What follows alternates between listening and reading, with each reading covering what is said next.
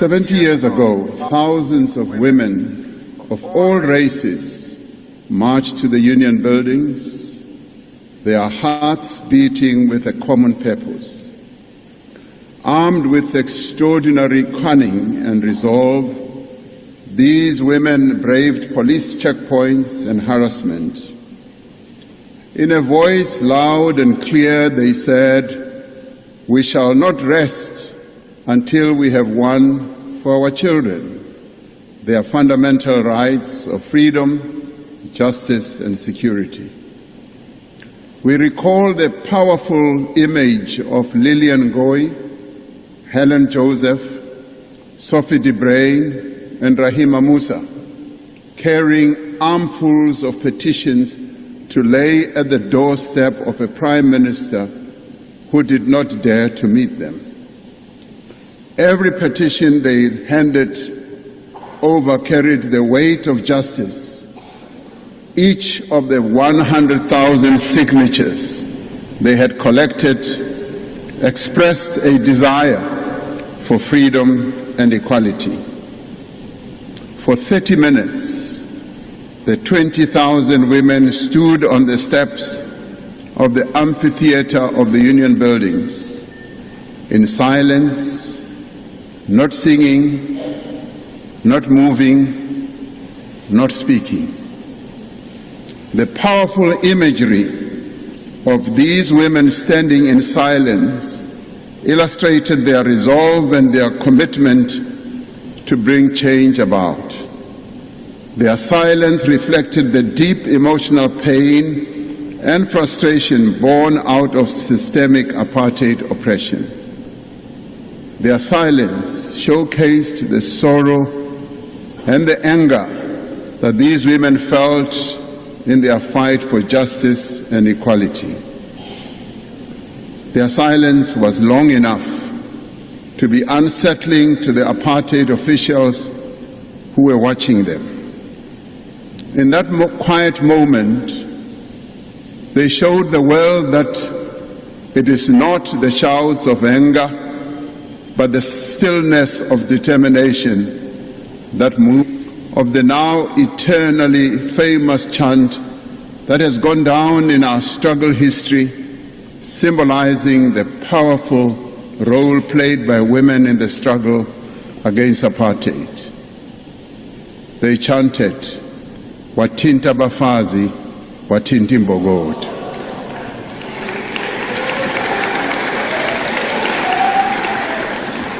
Translated, it means you strike a woman, you strike a rock.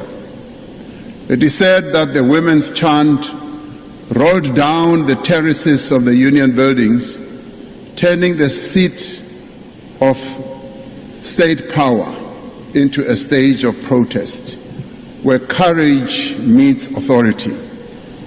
This evening we are honored to have amongst us Mam Sophie de Bruyn, one of the leaders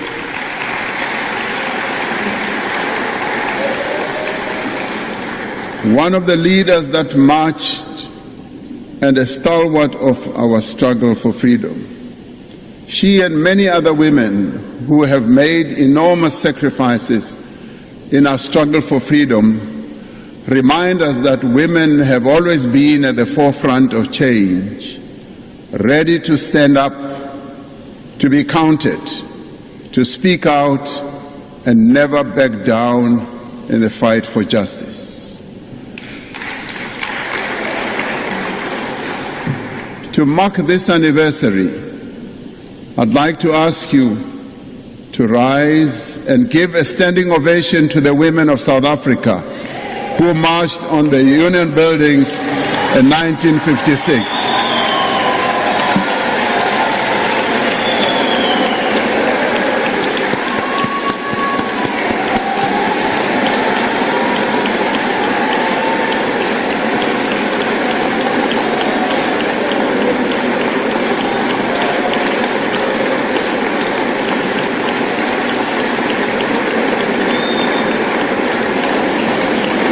We may be seated.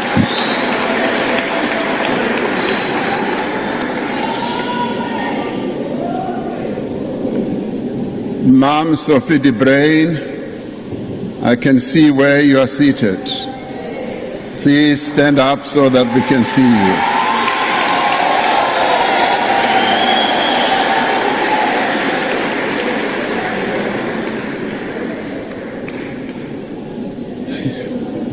It was 50 years ago, in that same spirit of defiance, walked out of school and marched towards Orlando Stadium to oppose the imposition of Afrikaans as a medium of instruction and the hated system of Bantu education.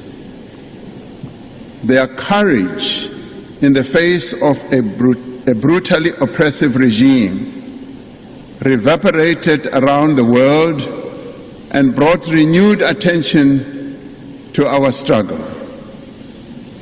The determination and sacrifices of the youth of 1976 and the generations of young people that would follow continue to inspire us. We thank the young people of 1976.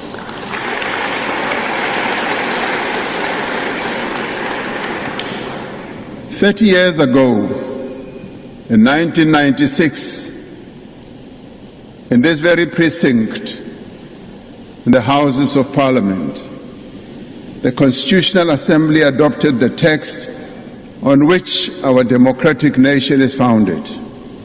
Our Constitution reflects the spirit of those women who marched in 1956, and the young people of 1976, and the many South Africans from all walks of life who fought for our freedom.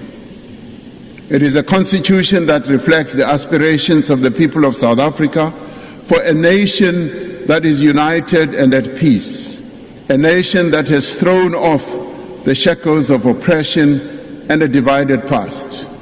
It is a constitution that calls on us not only to redress the injustices of the past, but to progressively realize the right of all South Africans to housing, to health, to food, to water, to social security, to education, and to a better and prosperous life for all.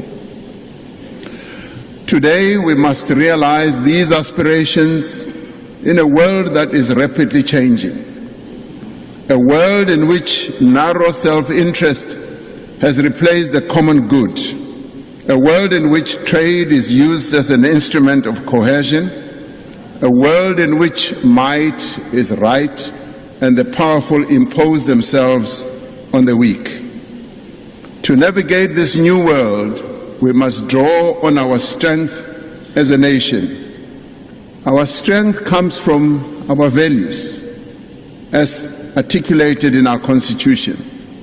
The value non-sexism, diversity, and of the inherent worth of every person. It comes from our people.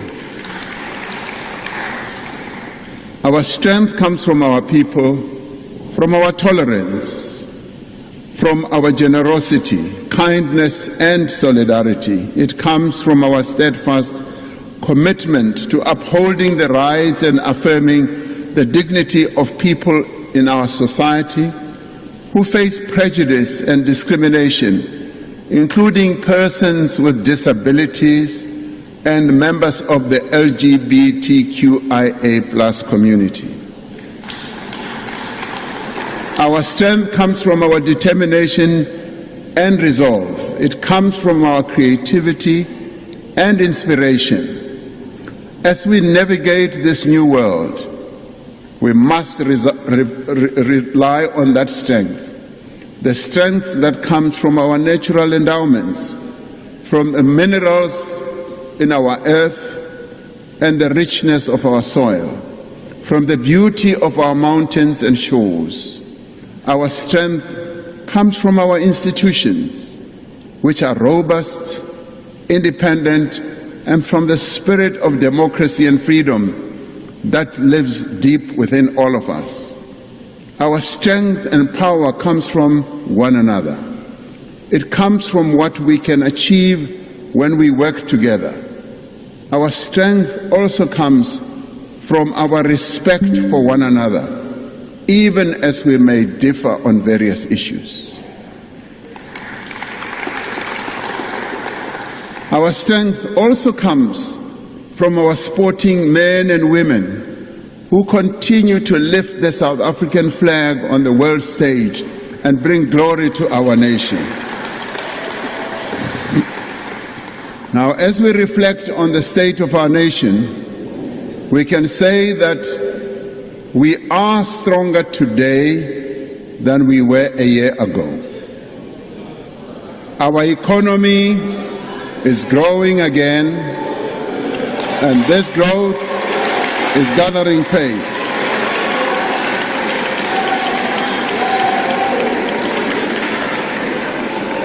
While we have experienced 4 consecutive quarters of GDP growth, we know that it has to grow much higher and much faster to meet our social and economic challenges. We have achieved 2 consecutive primary budgets. Interest rates are coming down, and inflation is at its lowest level in 20 years. We are on a clear path of stabilizing our national debt. The rand has strengthened against the dollar. The Johannesburg Stock Exchange, the largest stock exchange on the African continent, has performed exceptionally well over the past year. This growth reflects broader economic recovery, investor confidence, and increasing interest in South Africa's economy and equities. Our borrowing costs have been declining. Through Operation Vulindlela, we've made significant progress in accelerating economic reform and opening the way for investment competition. We have brought an end to load shedding and built a more dynamic and resilient energy system. We have made progress in improving the performance of our ports and freight rail lines, steadily increasing the volume of goods that we move in and out of our country. We have restored our passenger rail system. More and more commuters are now able to travel to work on newly locally made trains, significantly reducing their traveling costs. We are investing across our country in roads, in bridges, in rail lines, in ports, in dams, and in solar farms. We have created over 2.5 million opportunities through the presidential employment stimulus, mainly for young people and women. The expanded Works program and community work program continue to offer job opportunities to many throughout the country. Last year, we saw the highest matric pass rate in our history, with more than two-thirds of all bachelor passes coming from schools in the most disadvantaged communities. Now, as the economy continues to grow, the rate of unemployment system, through the SRD grant, we have reduced the number of people living in food poverty. We are strengthening our anti-corruption laws. Our country has been removed from the grey list of Financial Action Task Team.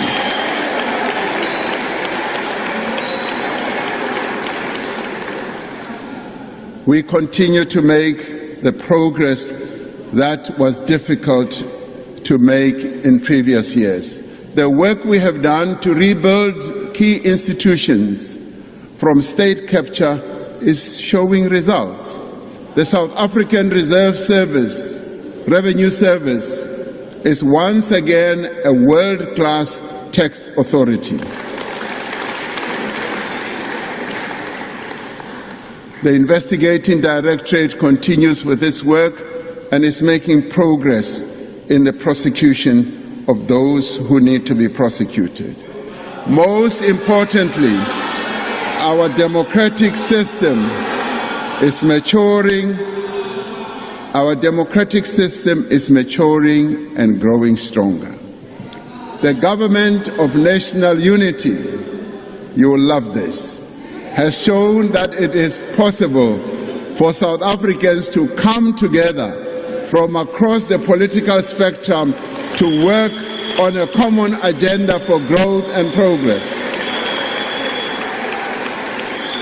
Last year, we hosted the leaders of the world for a successful G20 summit, which showcased our country's strength on the global stage. Confidence is rising amongst investors, business people, and consumers. Now, these improvements are the result of a determined effort across government and across society. They show what is possible when we work in unity and we work with unity of purpose. Now we have a unique window of opportunity to translate these gains into sustained growth. Despite this progress, we must be honest about the challenges that we still face. Although we are moving forward, we must not claim any easy victories. We are still far from where we need to be. For too many people, life remains hard. Jobs are scarce and opportunity is out of reach. South Africans are worried about violent crime and corruption. They are concerned at the state of local government and its inability to deliver basic services in many parts of the country. Above all, they are desperate for work and for an income to support their families. We can only be strong when we are equal, when the progress we have made is shared by all South Africans. The Constitution calls on us to work towards a society in which every South African has a fair chance to make a better life for themselves, in which every child receives a decent education and an opportunity to work and to thrive, a society in which we reclaim our public spaces and meet one another in the streets as equals, in which the state works for the people and the corrupt face consequences.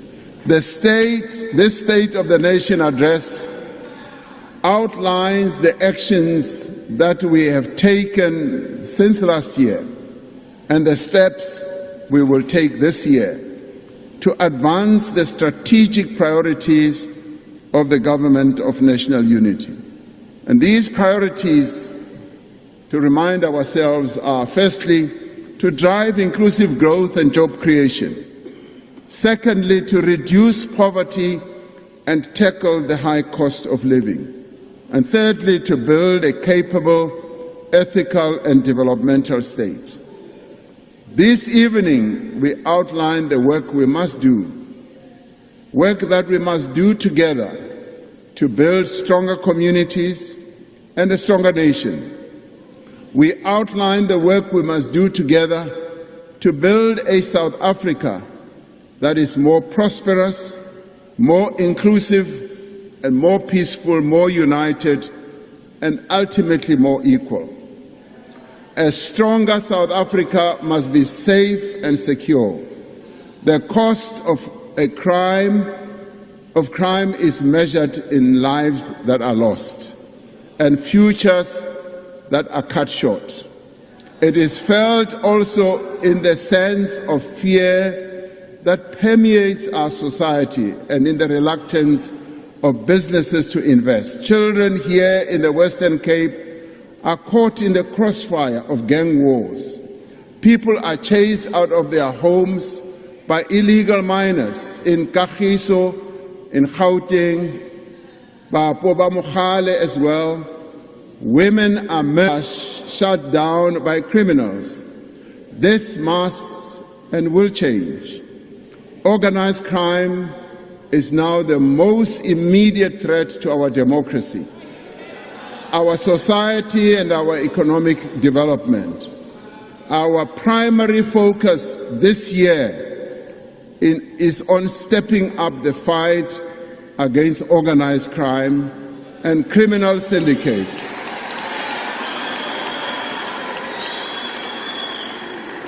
And we will do so using technology, intelligence, and integrated law enforcement. We will tackle organized crime by consolidating intelligence at national level, identifying priority syndicates, and deploying hand-picked multidisciplinary intervention teams focused on dismantling criminal networks. To strengthen our fight, against gang violence, I will be deploying the South African National Defence Force to support the police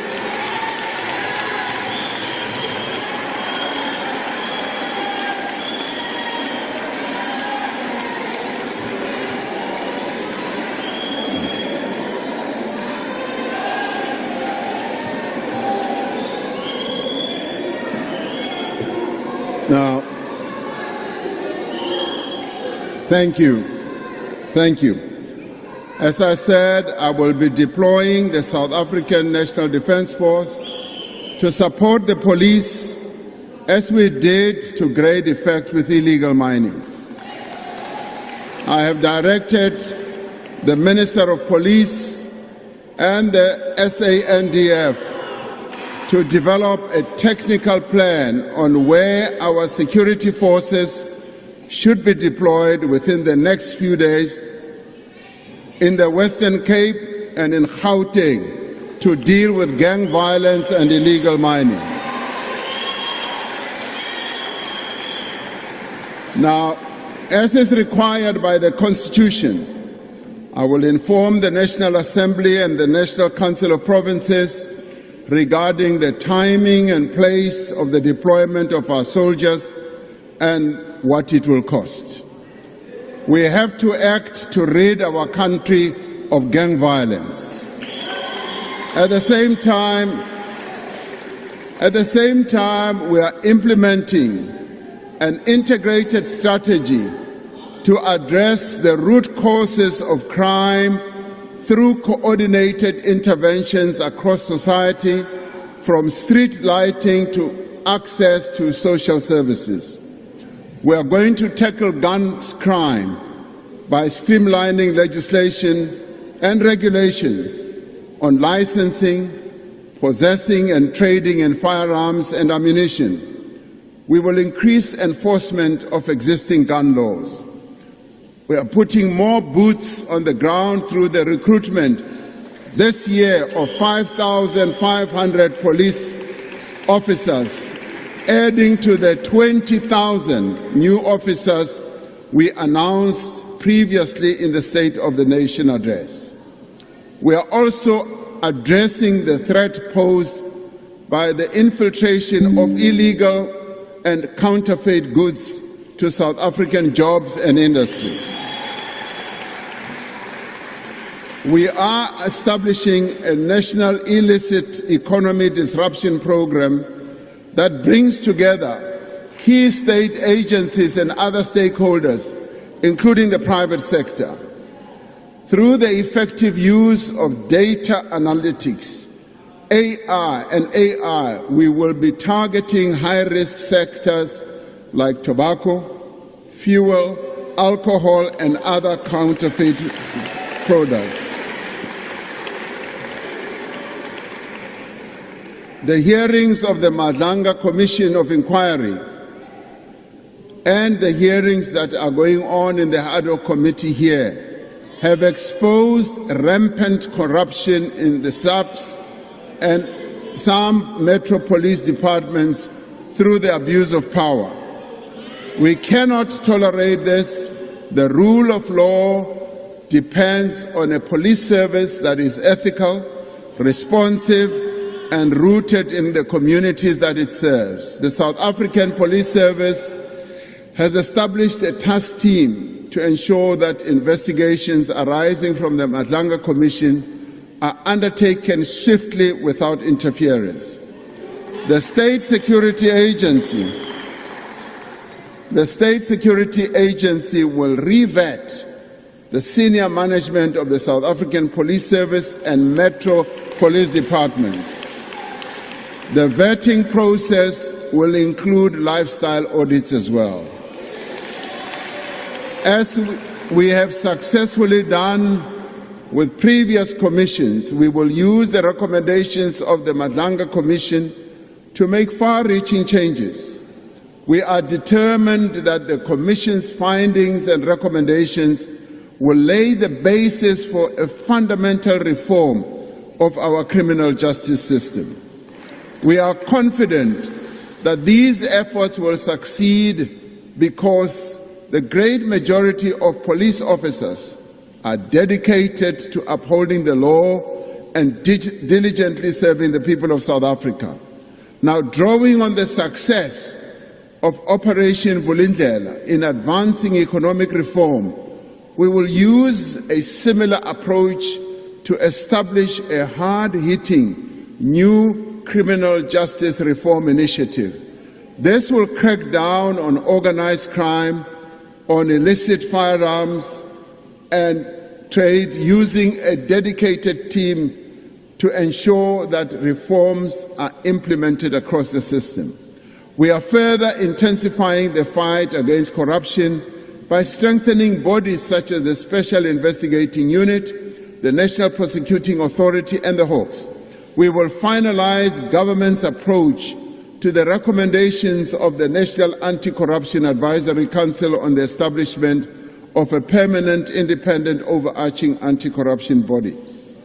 We cannot accept that those who speak out against corruption are victimized, targeted, and killed. The Whistleblower Protection Bill will be introduced in Parliament. Among other things, this will criminalize retaliation and provide psychosocial, legal, and financial support to whistleblowers. And there will be a special focus on restructuring our procurement system with a view to ending corruption. The Auditor General reports that the majority of incidents of corruption originate in the procurement system. We cannot allow this cancer to continue, and we must therefore act. Measures will be taken.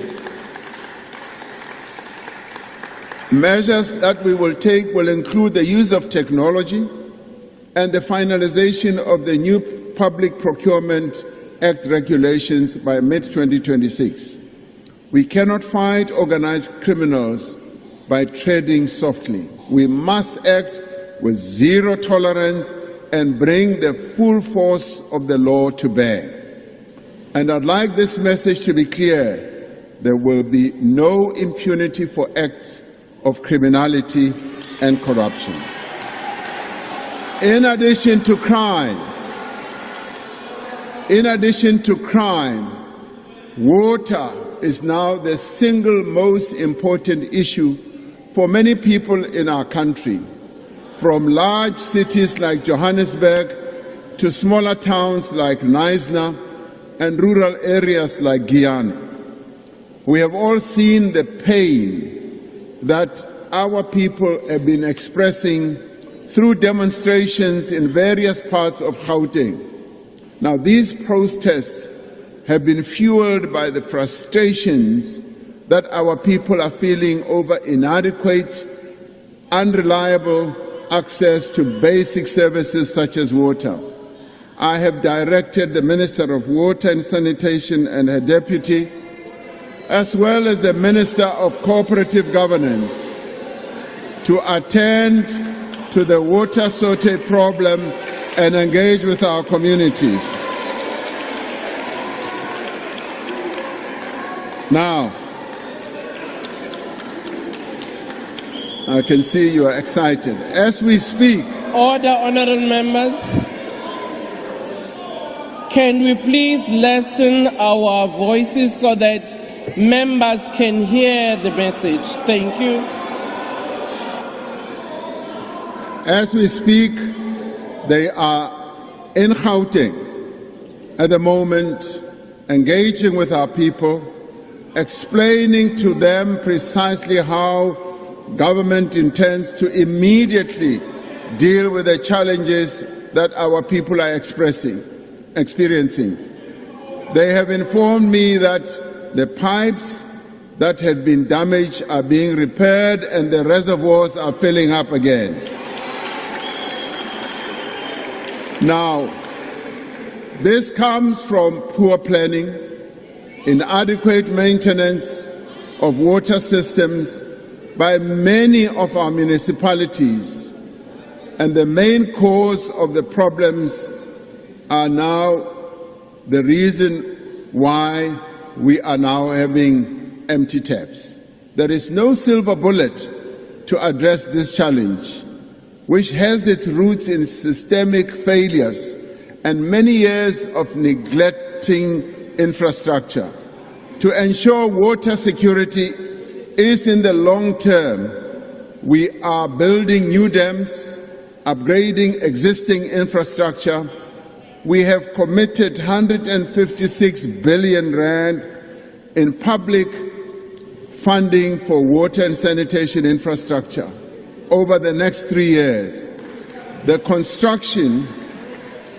construction of the Lesotho Highlands Water Project and other large-scale projects like the Ntabelanga Dam, part of the Umzimvubu Water Project in the Eastern Cape, is advancing. And we are in the final stages of establishing a national water resource infrastructure agency to effectively manage the country's water infrastructure and mobilize funding for infrastructure.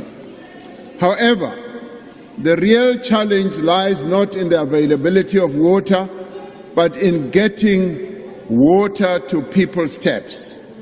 The Water Services Amendment Act, or bill, will enable us to hold water service providers accountable for their performance, and if they don't perform, to be able to withdraw their licenses if they do not deliver. If a municipality is not willing or able to provide a service to its residents, then it must be done by another structure that can do so. Now, these reforms will address the root causes of the water crisis. In the short term, we need to address the immediate crisis where water outages are being experienced right now. 3 years ago, when we were experiencing daily power cuts, we established the National Energy Crisis Committee to enable a focused national response. We overcame what seemed like an insurmountable challenge by adopting a clear plan and delivering on it. Using the same approach, we will now elevate our response to water crisis to a National Water Crisis Committee, which I will chair. The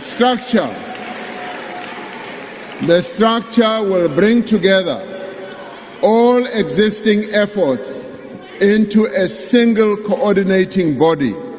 The Deputy President has been working with a number of water authorities in the country, and we will coordinate all that to make sure that we address this problem. It will deploy technical experts and resources from national government to municipalities facing water challenges. It will ensure that action is taken swiftly and effectively to address the problem. To address the challenges effectively, we will not hesitate to use the powers that are enshrined in our Constitution and in the Water Services Act to intervene in municipalities where necessary. National government cannot stand by and believe that local government will be able to solve the problem which they are not able to solve. National government will therefore intervene. We will hold to account those who neglect their responsibility to supply water to our people. Government has already laid criminal charges against 56 municipalities that have failed to meet their obligations. We will now move to even lay charges against municipal managers for violating the National Water Act. The critical problem is that in many metros, in many of our cities and towns, water revenue is being used for other purposes, and very little is invested in upgrading and maintaining water infrastructure. To address this challenge, in line with the commitment that we made last year, we have introduced a new 54 billion rand incentive for metros to reform their water, sanitation, electricity services. This will ensure that the revenue from water usage is put straight back into fixing pipes, into fixing reservoirs, and into pumping stations. Water outages are a symptom of a local government system that is not working. A far-reaching overhaul is now underway to address the root causes of dysfunction in many of our municipalities. In many places, local government administrations are weak, don't have the capacity, and are also governed by patronage rather than by technical capacity and merit. In her most recent report on local government, the Auditor General said, local government is characterized by inefficient accountability, failing service delivery, poor financial management and governance, weak institutional capability and widespread instability. She says that arresting the decline of local government will require our collective action. We are now taking collective action. Learning from our experience of the past 30 years, we will in the coming months finalize a revised white paper on local government. This will provide solutions for the functioning of an effective local government system. The white paper will reimagine the way that our local government should work. The current system is too complex and fragmented, expecting even small and weak municipalities to take on many responsibilities. We will propose fundamental changes that recognize the reality that some municipalities can take on more functions than others, and that we need a differentiated approach to municipal powers and responsibilities. We're also proposing a more structured cooperation between municipalities and traditional and Khoisan leadership institutions to enable community engagement and shared problem solving. We will ensure that senior officials in local government have the required qualifications and are appointed through an independent process free from political interference. Where municipalities fail, we will strengthen the ability of national government to intervene more quickly and to direct corrective measures in the interest of serving our people better. These changes may be difficult, but they must be done. While these fundamental reforms are underway, we will continue to implement targeted support to improve the delivery of basic services through the presidential working groups on eThekwini and Johannesburg. While we have made progress in stabilizing eThekwini, which has led to investor confidence returning, there is much more that needs to be done in Johannesburg to deal with collapsing infrastructure, financial mismanagement, and electricity and water interruptions. The same applies to a few other metros in our country as well. There are many committed people with skills and experience working in local government.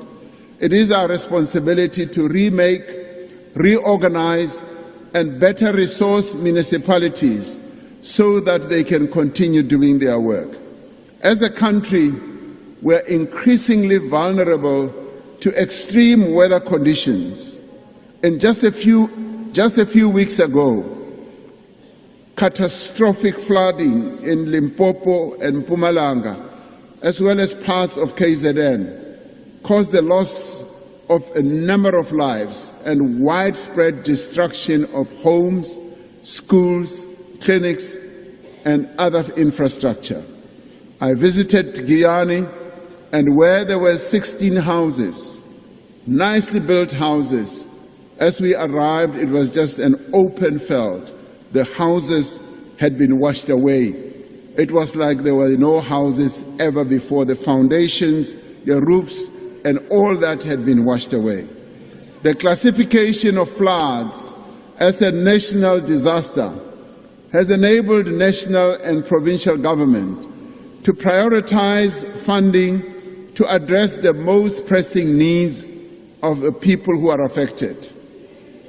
A stronger South Africa depends on a growing economy. For more than 15 years, our economy has experienced low growth.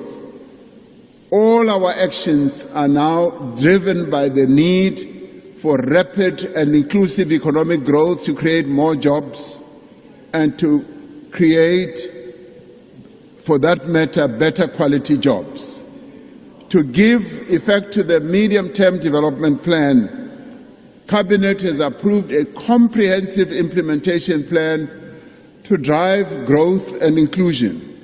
Through this plan, we are working to revive growth by creating conditions for firms or companies to invest by maintaining a clear and stable macroeconomic framework, investing in infrastructure that works, creating a conducive regulatory framework that supports growth and enables competition, and a focused and forward-looking industrial policy. The foundations of this plan is investment, particularly in public infrastructure, as well as labor-intensive growth sectors that are capable of future growth. Now, these include the digital and green economy, where young people will find employment opportunities. Infrastructure is much more than an investment in brick, mortar, concrete, and steel. It is an investment in jobs, in productivity, in growth. For many years, fixed investment has been declining. We are now changing all that. Government has committed more than 1 trillion rand in public investment over 3 years to build and maintain infrastructure. This is the largest allocation of its kind in our country's history, and it will be transformative. It will create jobs.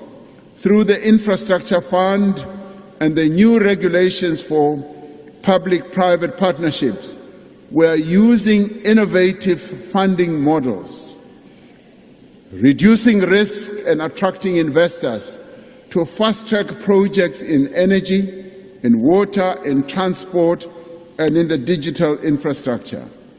We launched our first ever infrastructure bond to raise funding for the infrastructure drive that we have embarked upon, which was more than 2 times oversubscribed, showing that when we have put our resolve forward and have put forward innovative ways of raising money, Those with money, the private sector, do respond.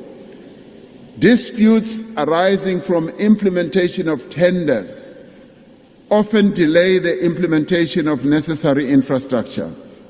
We often find that when an infrastructure project is about to be embarked upon, competitors start taking each other to court, and waiting for the long court process always delays the start of those projects.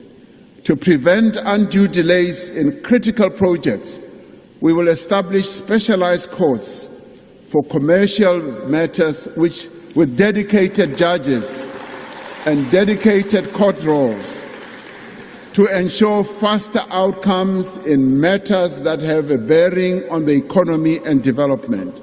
This will speed up the development of our infrastructure. This year, we will begin the work to establish a professional state property company to transform the 88,000 buildings and 5 million hectares of land owned by the state into professionally managed engines of growth and development. I see you like this one very much. I will repeat it. Now, through Operation Vulindlela, we are working to transform the structure of our economy, to fix our infrastructure, and make our electricity, water, and logistics sectors more competitive and more efficient. Having put load shedding behind us, we must now transform our energy system to ensure long-term energy security. For decades, our economy grew on the back of cheap electricity. But then state capture, mismanagement, inadequate maintenance, and inflated mega projects drove up the cost of electricity to businesses and to ordinary citizens. Now, with the far-reaching changes that we are making to the sector, and with our abundant solar and wind resources, we will be able to drive down the cost of electricity. Regulatory changes have enabled a massive and growing pipeline of investment in renewable energy. By 2030, more than 40% of our energy supply will be coming from cheap, clean, renewable energy sources. We are now establishing a level playing field for competition so that we are never again exposed to the risk of relying on a single supplier to meet our energy needs. We are restructuring ESCOM and establishing a fully independent state-owned transmission entity, as I have said before. This entity will have ownership and control of transmission assets and be responsible for operating the electricity market. Given the importance of this restructuring for the broader reform of the electricity sector, I have established a dedicated task team under the National Energy Crisis Committee to address the various issues relating to the restructuring process, including clear timeframes for its phased implementation. The Minister of Electricity and Energy, Minister of Finance, and the Minister of the Presidency, and other ministers will all work together to make sure that we come up with clear proposals and timelines and how this will be phased in terms of implementation. This task team will report to me within 3 months. In addition, we will this year commence the first round of independent transmission projects to enable private investment in expanding our national grid. There has been tremendous interest. There's been tremendous interest in investments in our transmission process. We will work in each province to address transformer overloading, illegal connections, and equipment failure with the objective of eradicating load reduction by next year. We are committed to the path that we have embarked upon to modernize our energy system. We have begun to turn around the performance of our rail system and ports so that our businesses can get their products to global markets. We have now enabled private rail operators to access our network on a concessionary basis, which will now allow different rail companies to compete to move volumes from road to rail. Later this year, we will initiate major public-private partnerships in our port terminals and rail corridors through a concession model that preserves public ownership by the state while mobilizing private investment and expertise. Last month, we concluded a partnership with an international port operator to manage the Durban Pier 2 container terminal, the largest in our country. Pier, you're right. This partnership, something good also comes from your side. This partnership will result in new investment in equipment and infrastructure at the port and will bring it back to world-class standards. We continue preparations for the introduction of high-speed rail in South Africa.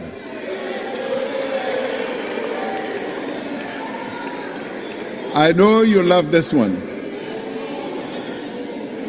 Now I've been saying that we would like this to cover initially routes such as Johannesburg and Musina and eThekwini to Johannesburg. Now, it often takes, high-speed trains are happening in many parts of the world.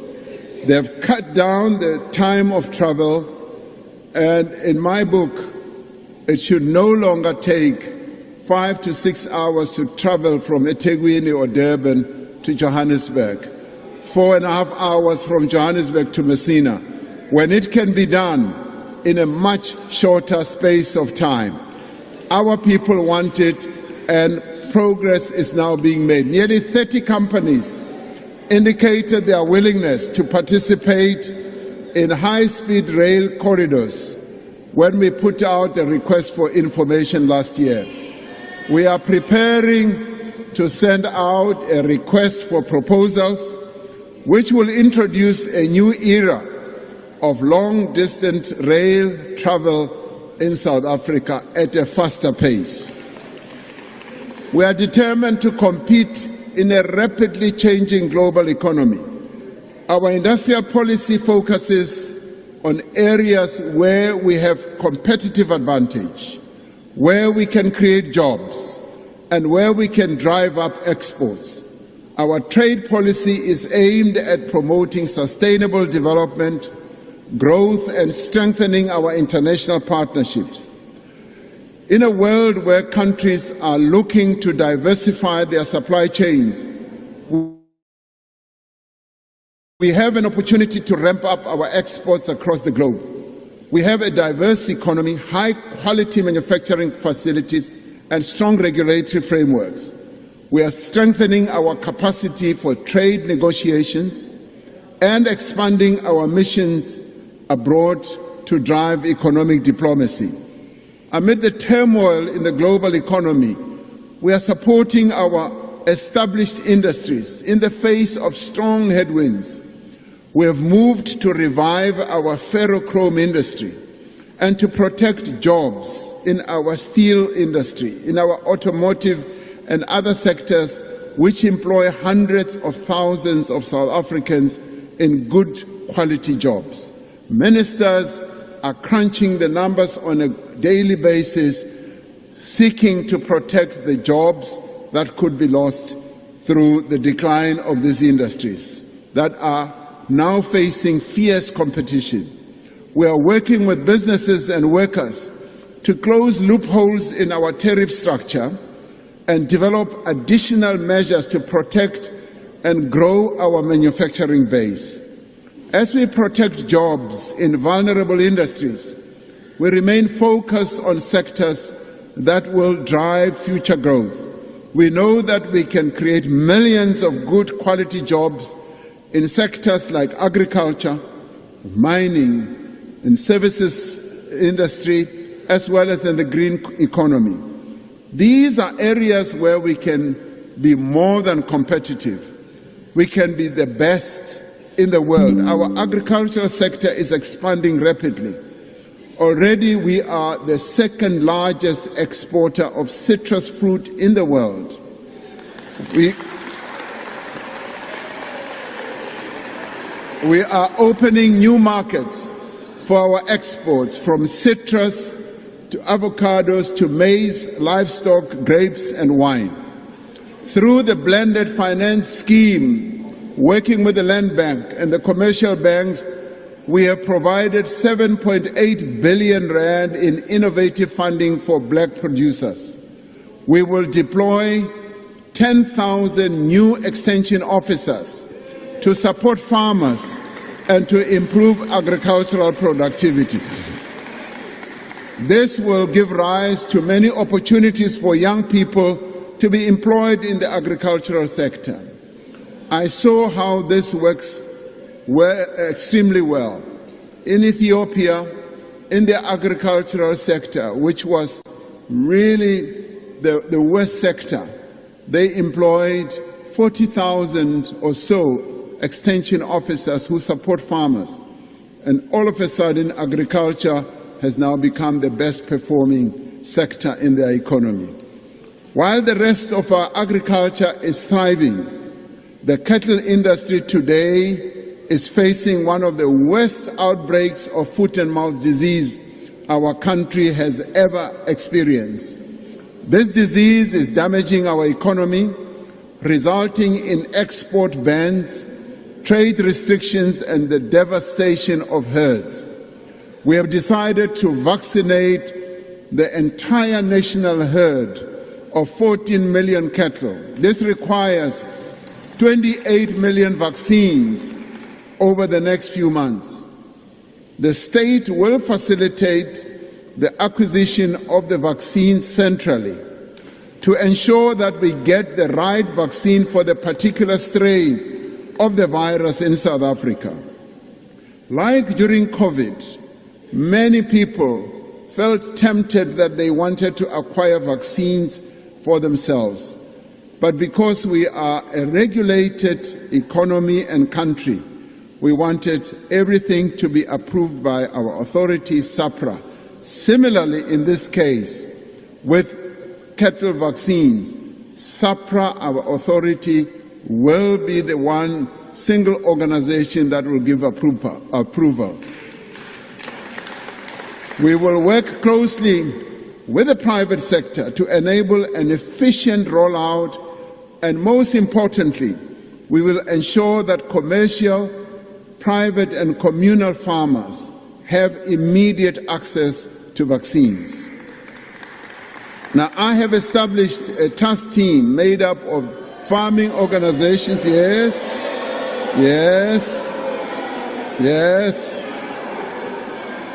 farmer organizations and experts, working together with the Minister of Agriculture and his department that will report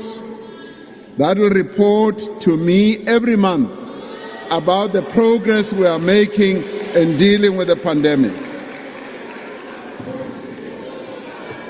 Now, why do we do this? We do this because we've got experts. We've got people with great knowledge. We need to mobilize them.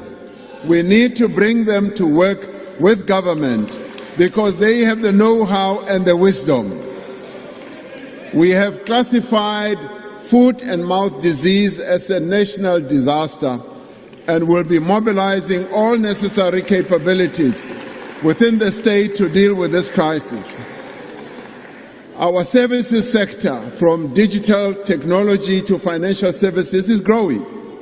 Our financial institutions are some of the best in the world, and they have the ability to compete in Africa and across the globe. We are attracting major investment in digital infrastructure, with 55 data centers already built and more than 50 billion of investment expected over the next few years. Tourism is a vital driver of economic growth. With every 13 international tourist arrival, they support one job. Our tourism sector made history last year, recording the arrival of 10.5 million visitors from overseas. We must now promote unique cultural, historical, and natural attractions of our country to reflect our country's identity. This can include traditional festivals, cultural areas in our country, local crafts, historical sites, and natural landscapes across the country in rural areas as well. As we strengthen our criminal justice system, we will make areas safer for tourists to visit.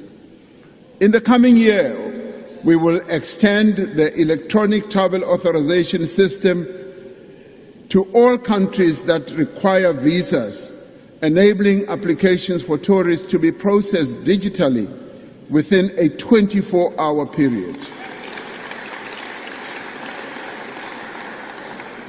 Now, the biggest opportunity of all lies in the green economy. We are pivoting our economy to be a leading supplier of products which the world will rely on in decades to come. We are expanding support for manufacturing of green products for global markets, from fertilizer to jet fuel, chemicals to steel. From March this year, we will introduce 150% tax deduction for investment in new energy vehicles, while supporting the local production of batteries as well. International pledges to the Just Energy Transition Investment Plan now stand at approximately 250 billion rand. This is financing large-scale investment in manufacturing, infrastructure, as well as skills. South Africa has become the world's largest reserve of critical minerals. Our ore reserves are valued at more than 40 trillion rand, making mining a sunrise industry. After many years of declining investment in exploration, we are dedicating funds towards geological mapping and exploration to harness our critical mineral reserves. Just this week, the Industrial Development Corporation announced more than 300 million rand in funding for the Frontier Rare Earths project in the Northern Cape. This has the potential to become one of the largest and lowest cost new producers of minerals that are needed for smartphones, lithium batteries, and other products. Confidence in the future of South African mining was very evident during the mining indaba this week here in Cape Town. New gold, copper, rare earths, platinum, and coal mines are being opened. And black people are players, serious players in this industry now of late. And we are happy about that. At the G20 Leaders Summit in November last year, the G20 countries supported our proposal to expand local beneficiation of critical minerals and the export of finished goods. Critical minerals beneficiation that should take place at the source of extraction, right where the minerals are found. Over the course of the first 5 South African investment conferences, we were able to raise 1.5 trillion rand in investment commitments. To date, over 600 billion that was committed has flowed into projects. New factories, mines and other facilities are being opened each year. We have now set ourselves a target of raising 2 trillion rand in new investments over the next 5 years. We therefore look forward to hosting the 6th South African Investment Conference on the 31st of March of 2026. To build a more inclusive economy, we are going to back those who create opportunity. If every small and medium business in South Africa could employ 1 additional person, we would create 3 million new jobs.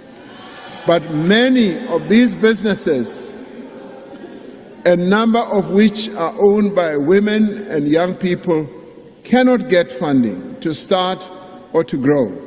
Many struggle to find markets for their goods and services, and nearly all small and medium enterprises have to contend with a multitude of regulations, of bylaws, of licensing requirements, and bureaucratic hurdles. We take seriously the public comments on the draft business licensing bill and will ensure that the final bill makes it easier, not harder, to start and to run a small business in South Africa. We will do that.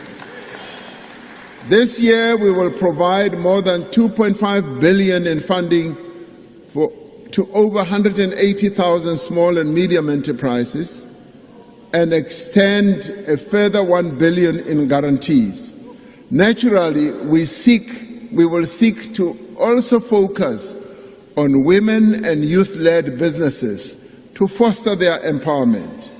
And we will amend the National Credit Act regulations to make it easier to access credit at a lower cost. The transformation of our economy is necessary to drive sustained growth, to reduce inequality, and correct the injustices of the past. We are undertaking a review to refine, realign, and strengthen our broad-based Black economic empowerment framework to ensure that it supports greater transformation and inclusive growth. Now, all these actions will create a stronger economy and fix the foundations that were broken. It is a matter of national concern that too many South Africans remain unemployed and too many young people struggle to find their first job. That is why we are rebuilding the economy.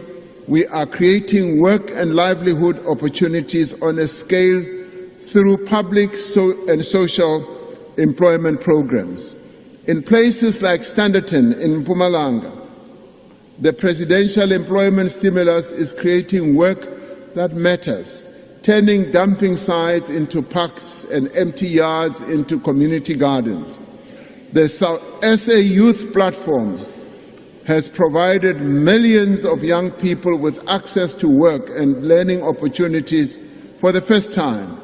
The Youth Employment Service, a partnership between business and government, placed over 200,000 young people in year-long work experience opportunities.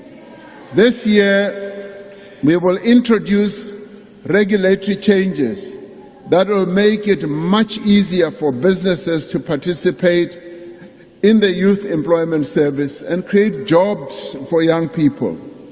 In the coming year, we will expand our public employment programs, including the Community Works Program and the EPWP and the Presidential Employment Stimulus. We will ensure that they are better coordinated, provide income support, skills development, and pathways into longer-term work, particularly for young people and women. To ensure that no one is left behind, we are implementing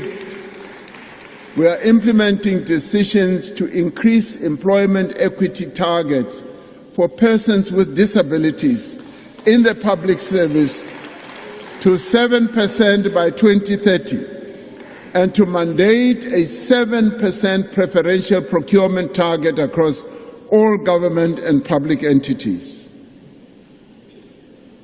Above all, however, a strong economy relies on a well-educated, capable, and skilled population. Our focus now is on establishing a firm foundation for learning in the early years of a child's life. We are expanding access to early childhood development through the Banapili mass registration of ECD facilities and an increase in subsidies for ECD learners. By making grade R compulsory, we are getting all our children off to a good start. We are intensifying efforts to fix the basic education system with a focus on early learning, literacy, numeracy, and mother tongue-based bilingual education. Now, we must congratulate the matric class of 2025, which achieved an 88% pass rate.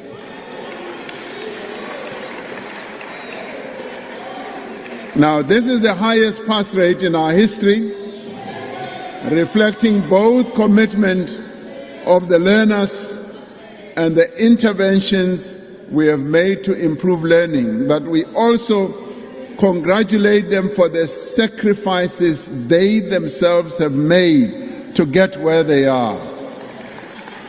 As we welcome improvements,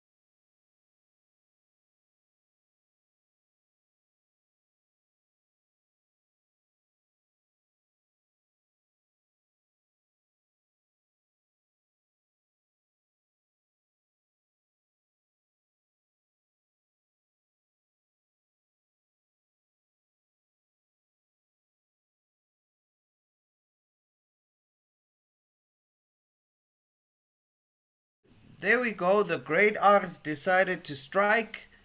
They're like, don't include us. So the feed has gone down. And from there, I guess they'll come back though. It'll come back now. Yeah, so it's the usual. And they boo with the bullet train. But let's see. Guys, come back. What's going on? Come back. State of the Nation feed has crashed. This is wonderful stuff. Let's see if all the other channels that are feeding, but this is the Parliament feed, so they shouldn't be. So what are your thoughts so far, ladies and gentlemen? What are your thoughts so far on the State of the Nation address? Workplace experience and employment, building on successful initiatives such as Job Boost. These reforms will ensure that various training programs that we have in government are a door to opportunity, not a dead end. To absorb the increasing number of young people passing matric, we will expand opportunities for young people to enter institutions of higher learning. I have directed the Ministers of Finance and Higher Education to work on a proposal for us to build more universities and Tibet colleges for specialized areas of focus. An immediate problem is the great shortage. An immediate problem is the great shortage of student accommodation at our institutions of learning. I have also directed the Minister of Higher Education to address this challenge, working together with financial institutions on innovative methods in which government can provide student accommodation. A stronger South Africa is built on strong communities, and strong communities look after their children. More than a quarter of children under 5 years are stunted, increasing their risk of disease and affecting their ability to learn and to grow. Now, this is devastating for children and their families and has an impact on our society as a whole. This year, we will embark on a mission to end child stunting and malnutrition by 2030 and tackle malnutrition amongst young children in line with the national strategy to accelerate action for children. We will focus on the crucial 1,000 days of a child's life, building on existing support such as this Child Support Grant. We will implement targeted interventions to ensure that pregnant women and low birth weight children get the protein and nutrients that they need. This is a massive crisis that demands attention and resources. Now, the medium-term budget statement that will be presented by the Minister later this year will set out a clear allocation for the actions that we need to take. A major contributor to child stunting is excessive alcohol consumption, which can affect a child's development during pregnancy. Alcohol abuse leads to violence, leads to road accidents and crime.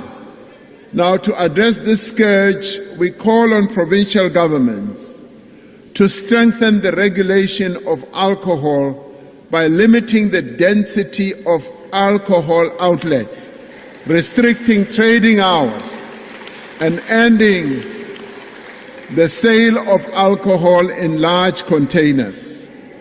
As national government, we propose measures to curb excessive alcohol use, including minimum unit pricing or higher excise duties and greater restrictions on alcohol advertising, which we are consulting with the stakeholders. Now, since it was introduced during COVID-19, the Social Relief of Distress Grant has kept millions of South Africans out of food poverty. As a transformative instrument to improve the lives of the poorest and the most vulnerable people, this grant will be continued into the future. This year, we will redesign the grant to more effectively support livelihoods, skills development, work opportunities, and productive activity. We know that most of the money provided through the social grants is spent on food and transport. In our cities and towns, most people live far away from workplaces and services. We are remaking our cities and reducing the cost of living for working families by expanding affordable housing and revitalizing commuter rail. We are introducing a new model for housing where people are given subsidies for ownership and rental in areas that are suitable for them. We are shifting from building houses for people to supporting them to build, to buy or to rent their own houses. Yesterday, Now, yesterday marked the 60th anniversary of the declaration of District 6 here in this city as a white group area. A couple of 100 meters from here, where we are, more than 60,000 residents were forcibly removed and relocated to the Cape Flats. The destruction of District 6 is a painful reminder of our shared responsibility to redress the injustices of the past and to build vibrant and cohesive communities. The restitution claim lodged in 1998 affirmed the lawful right of former residents of District 6 and their descendants to come home. That return has required court supervision, detailed planning, and sustained public investment. Many homes have now been completed and handed over to verified claimants. With 500 million rand allocated to this work, we are proceeding with phase 4 of the construction. The restoration of District 6 is a goal we all seek and a responsibility that we must all shoulder. We are working to build a healthy nation. As part of preparation for the National Health Insurance, we are investing in health facilities, in personnel and systems to improve access to quality care. We will be undertaking substantial investment in health infrastructure, prioritizing the construction and revitalization of our academic hospitals. On a recent visit that I undertook, led by Minister Motsoaledi, to George Mkhari Hospital in Ga-Rankuwa, I witnessed the dire effects of inadequate health infrastructure. Starting with George Mkhari Hospital, we will be working with various public and private financing institutions to finance the building and revitalization of that hospital as well as other healthcare facilities. Now, as a nation, we are finally able to imagine a country without HIV/AIDS. In support of our program to prevent and ultimately to eliminate HIV, we will be undertaking a massive rollout of lenacapavir, a 6-monthly injection that has proven highly effective in preventing transmission of HIV. We are also working to end cervical cancer in our country by mobilizing society to ensure that every young girl between the ages of 9 and 15 receives HPV vaccine. Last year we classified gender-based violence and femicide as a national disaster. Now, through this classification, we are able to better coordinate our response and direct efforts towards the most impactful interventions. Building on the National Strategic Plan, we will mobilize all sectors of society through communication and social mobilization to challenge harmful attitudes and practices. We will continue to promote women's economic empowerment through training, financial support, and preferential procurement. We will strengthen law enforcement through faster investigation, improved case management, expanded sexual offences courts, and action against repeat offenders. We will scale up survivor center support, ensuring access to shelters, one-stop service centers, mobile and rural outreach, and the placement of social workers in our police stations. Illegal immigration continues to pose a risk to our security, our stability and economic progress. We will address this problem while ensuring that the fundamental rights of every person in this country are upheld and protected.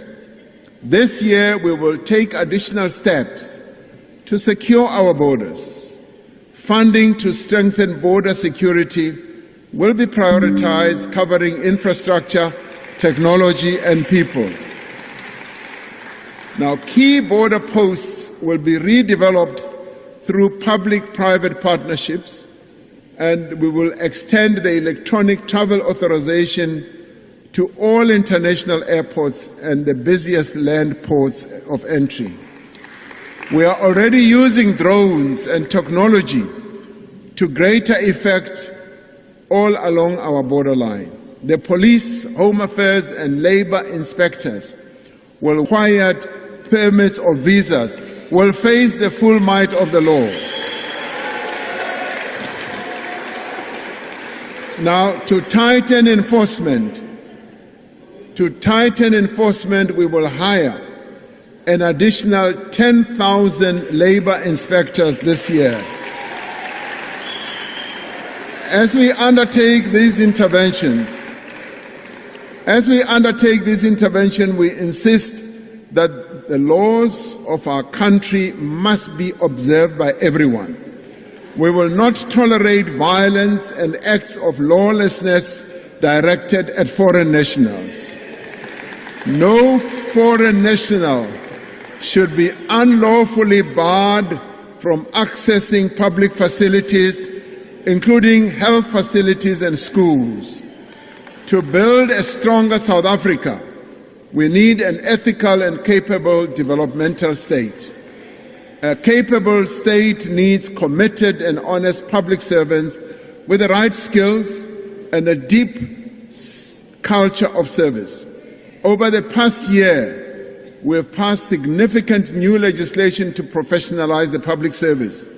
The Public Service Amendment Bill will protect key appointments from political interference and ensure that capable and qualified people are appointed to senior positions on the basis of their suitability for the job. Lifestyle audits have been made mandatory for senior public servants, reaching 93% compliance across departments. We are establishing a central registry for disciplinary cases across all spheres of government. This will prevent people who are facing or have undergone discipline action from being employed elsewhere in the state.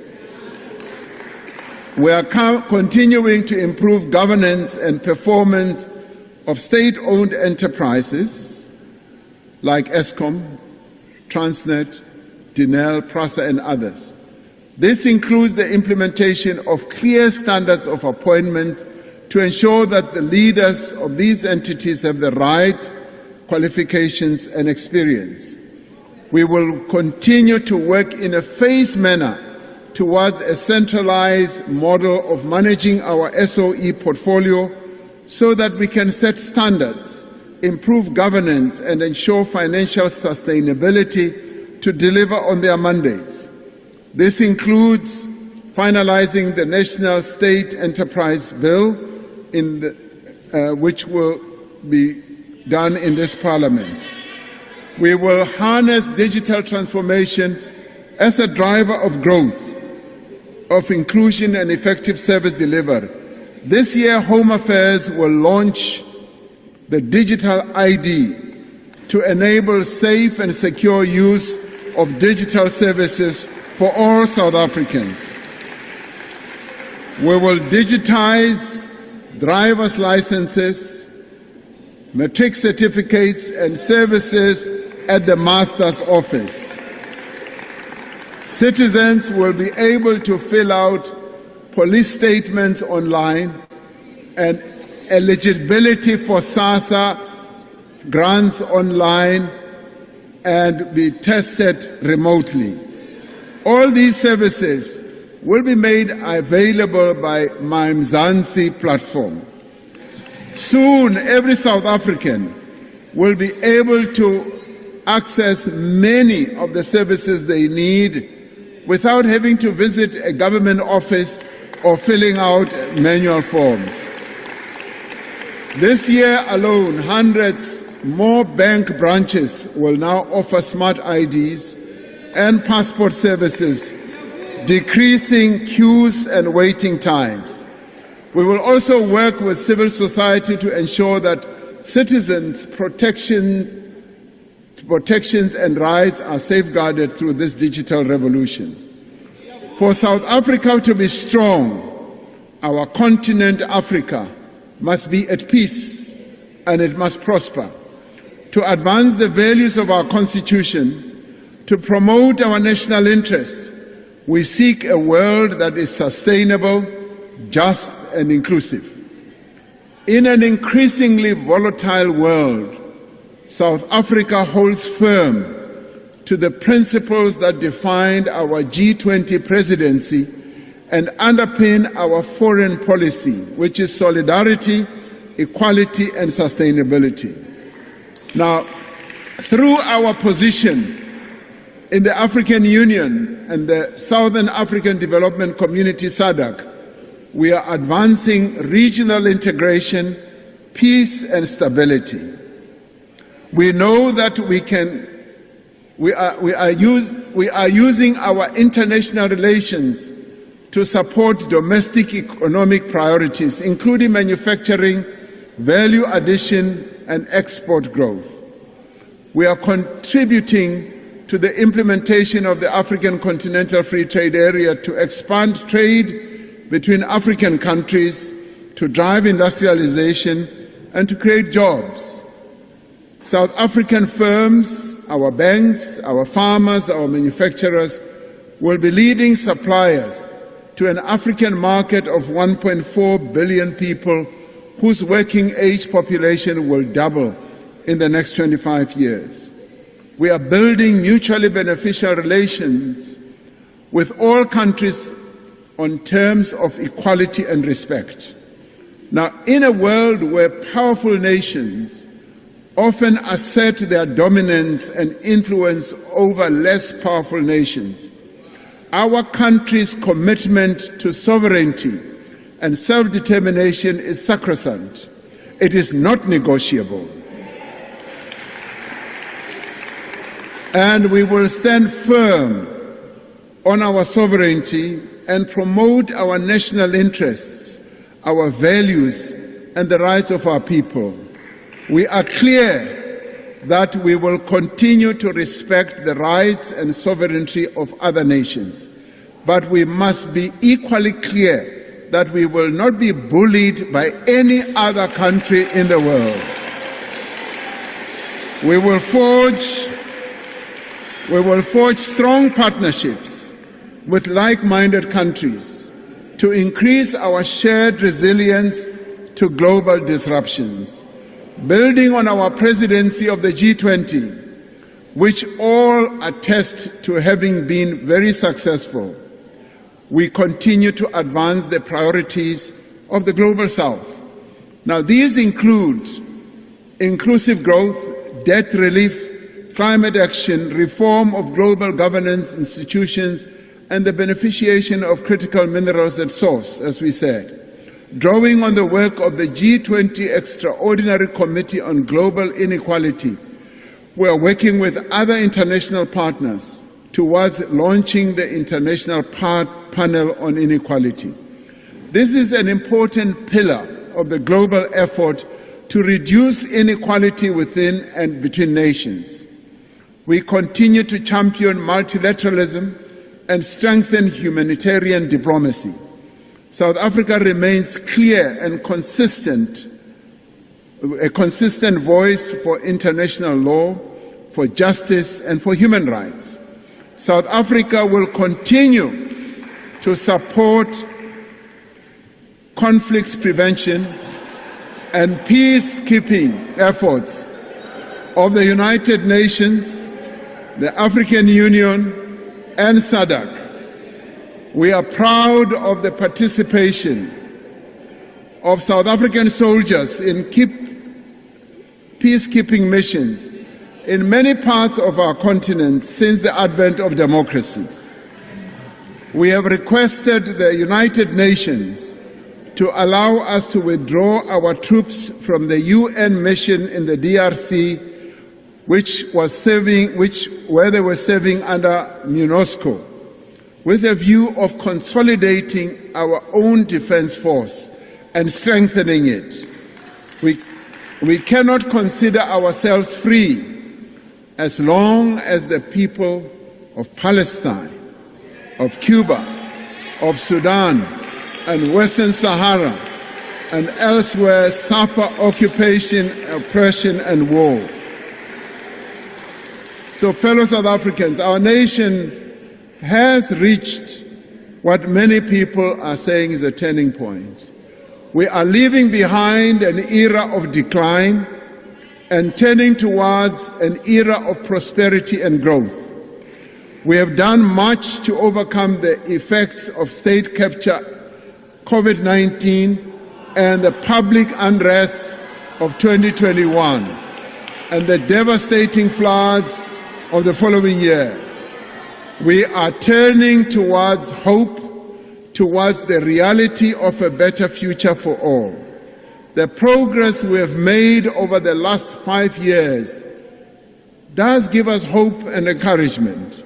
It shows what we can achieve when we work together. Now is not the time to rest. Now is the time for all South Africans to be part of taking our country forward. Last year, we embarked on a new chapter in our democracy, launching a national dialogue at a convention that brought together South Africans from across the country, representing all sections of society. Now, this year, this national dialogue process will spread across South Africa, reaching every community, every school, every university, every college, and every part of our society.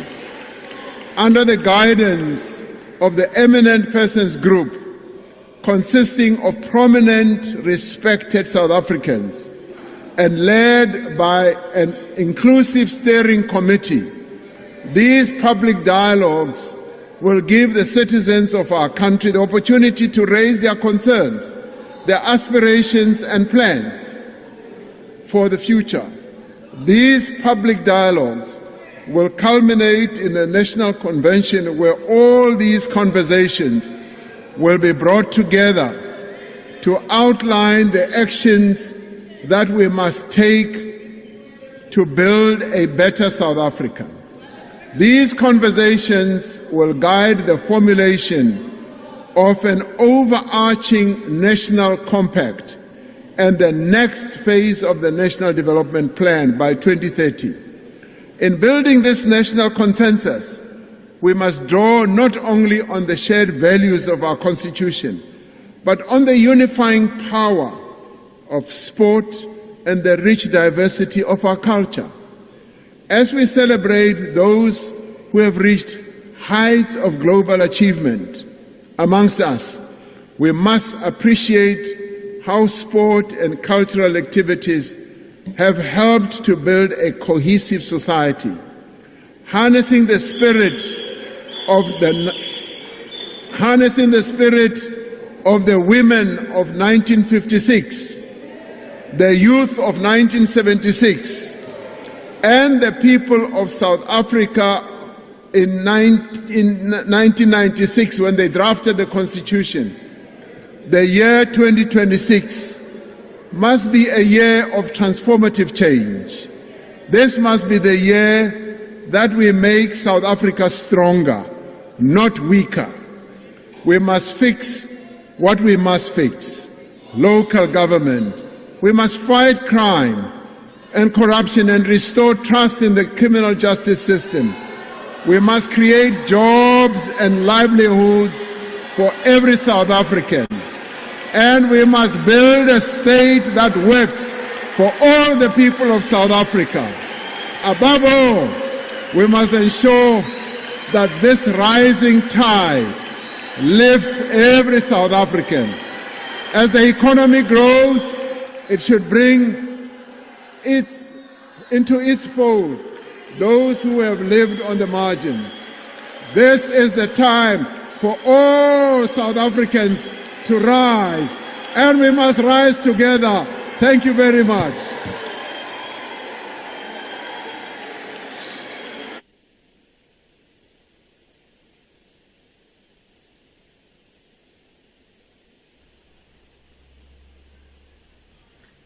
Okay, there we go. So, State of the Nation. Thank you very much, honorable members. You may take your seats.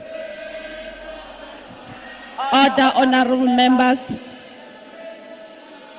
Order, honorable members. The House is still in procession. Order, honorable members. I thank the President for a well-delivered State of the Nation address. After I have adjourned this joint sitting, members are requested to rise and remain at their places until the procession has left the chamber. The guests in the gallery should remain seated until the judiciary has left. The ushers will then indicate when doors are open. The procession led by the usher of the Black Rod and the acting Sergeant-at-Arms will leave the chamber in the following order: the Speaker of the National Assembly, the Chairperson of the National Council of Provinces, the President, the Deputy Speaker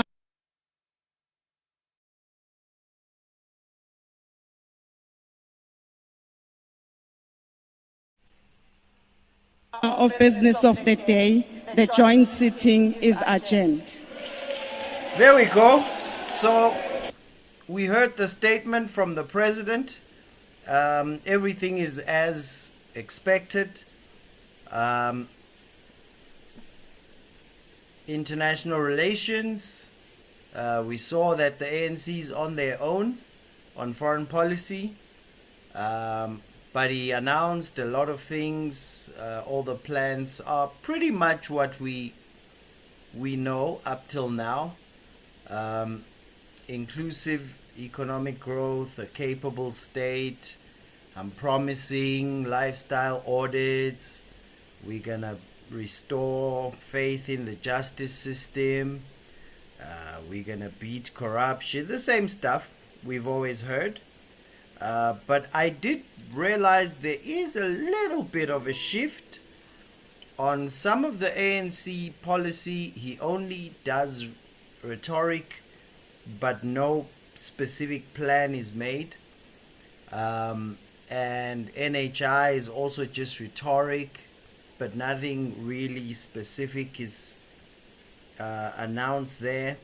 So yeah, it was a State of the Nation as we expect.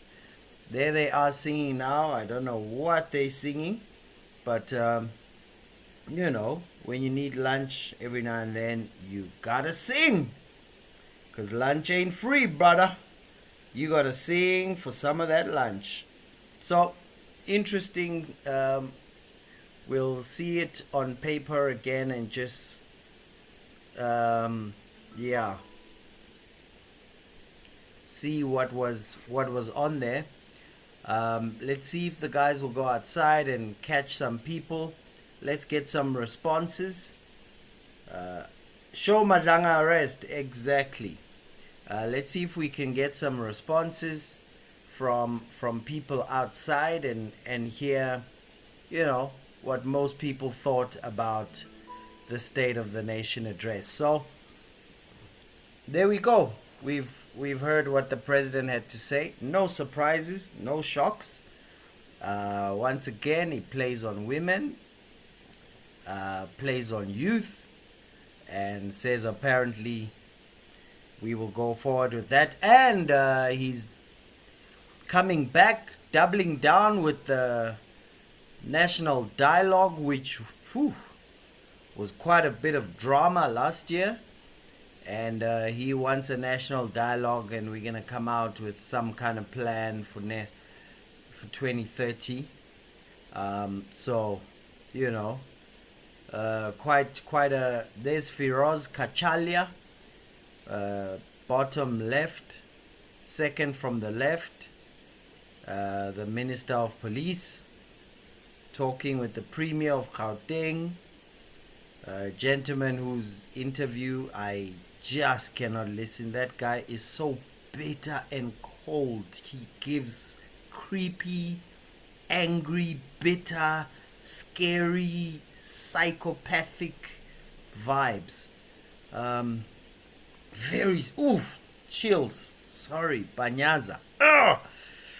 That guy needs to, I don't know, forgive his dad or something. But he's just got weird vibes. So they're outside now. They're outside. So let's see if we can get some reactions, knee-jerk reactions from different people. I can't even see what your thoughts were. President has finished my battery on where I actually get to see what's going on. So in 1 second, we're gonna go outside and hear what different people have to say about this. Of course, Parliament is Parliament, so they are not gonna try and get to see what, how different people feel about it.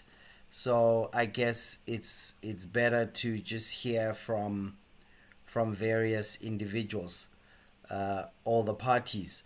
The DA is giving a SONA reaction, and we will probably cover that on future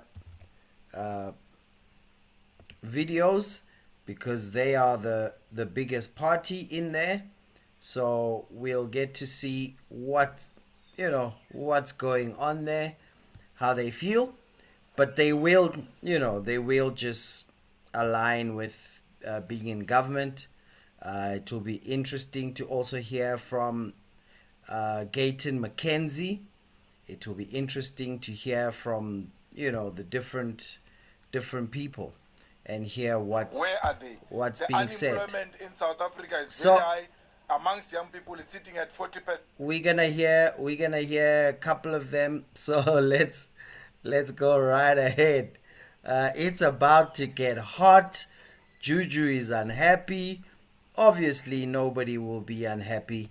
But let's hear how most people feel about the state of the nation. Let's go. Woo! Now it gets really interesting. Now it gets really interesting hearing South African political parties talking about what's going on here. Saying that the issue of water is going to be receiving some... Let's go. We don't really want to hear what you have to say. Let's go. On the basics of the economics of building the country on infrastructure. Speaking on the actuals and the realities of the people of South Africa, the repositioning of the South African government in responding to the issues and being ahead with regard to finding solutions on issues that have to do with fixing our economy, providing interventions on the area of local government, dealing with peace and stability, and the reinforcement of the South African police services through the National Defence Force, ensuring that, amongst other things, we mobilize the private sector to make sure that things in this country change for the better, as they have actually been presented based on his reflections around the SONA of 2025. In short, the military being brought in Kagiso and in parts of Western Cape to deal with gang violence?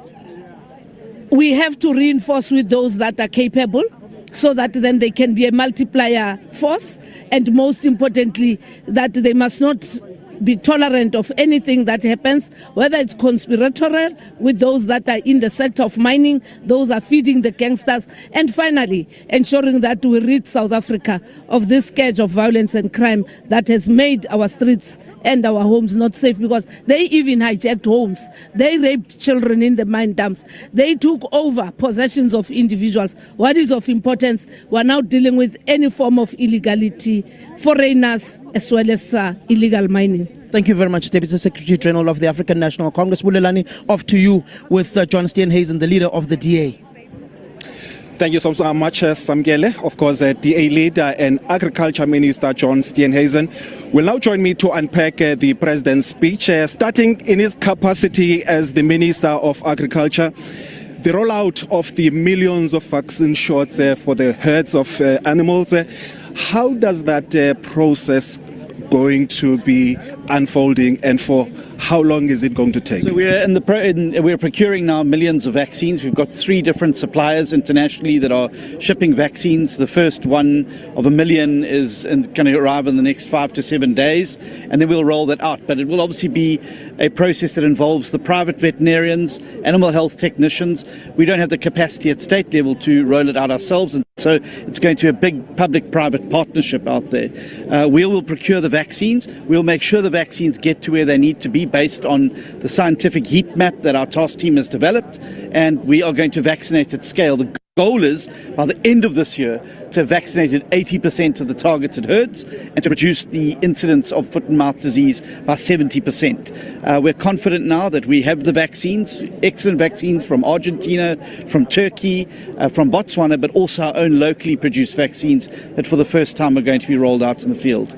John, I'm sorry, I'm out of time. I'm going to cross over to my colleagues in the precinct. Sakina is standing by with EFF leader Julius Malema. Thank you, Bulelani, and of course, leader of the EFF, Julius Malema here. Mr. Malema, let's start with the good. What did you appreciate in that speech? Well, I appreciated the intervention by the army in the areas where gangsterism has taken over the streets of our townships.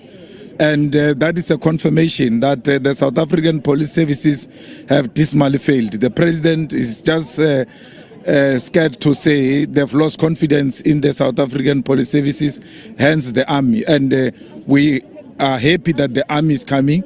We are going to restore law and order. The rest of the things that he's talking about, he has been saying those things. Today, the difference is that he's saying them with energy.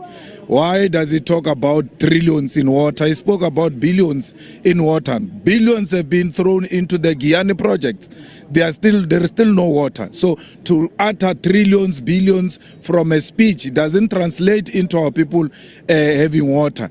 And this thing of task team after task team is a person who's failing to execute their own responsibility, and they shift it to other people. So it's a confirmation that he doesn't have the necessary capacity in the GNU to deal with issues that he wants to deal with. So we are here again listening to a man who is using a government platform during an election year to launch a campaign for his political party. That's what we've been subjected to here. Most of the things you have been listening to, we heard about them. We were supposed to be told today, how far is the University of Ekurhuleni? He said he's going to establish the University of Ekurhuleni and things like that.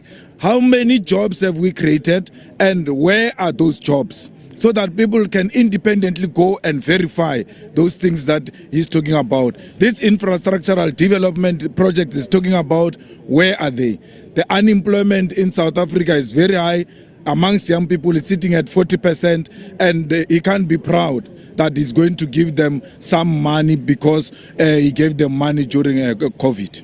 Mr. Malema, you're live on Municipal Channel 405. What do you make of that comment and the undertaking that the SSA will be re-vetting members of the SAPS as well as those of the Metro Police Departments? This has been a point of contention given the fact that you also sit on the Parliamentary Ad Hoc Committee.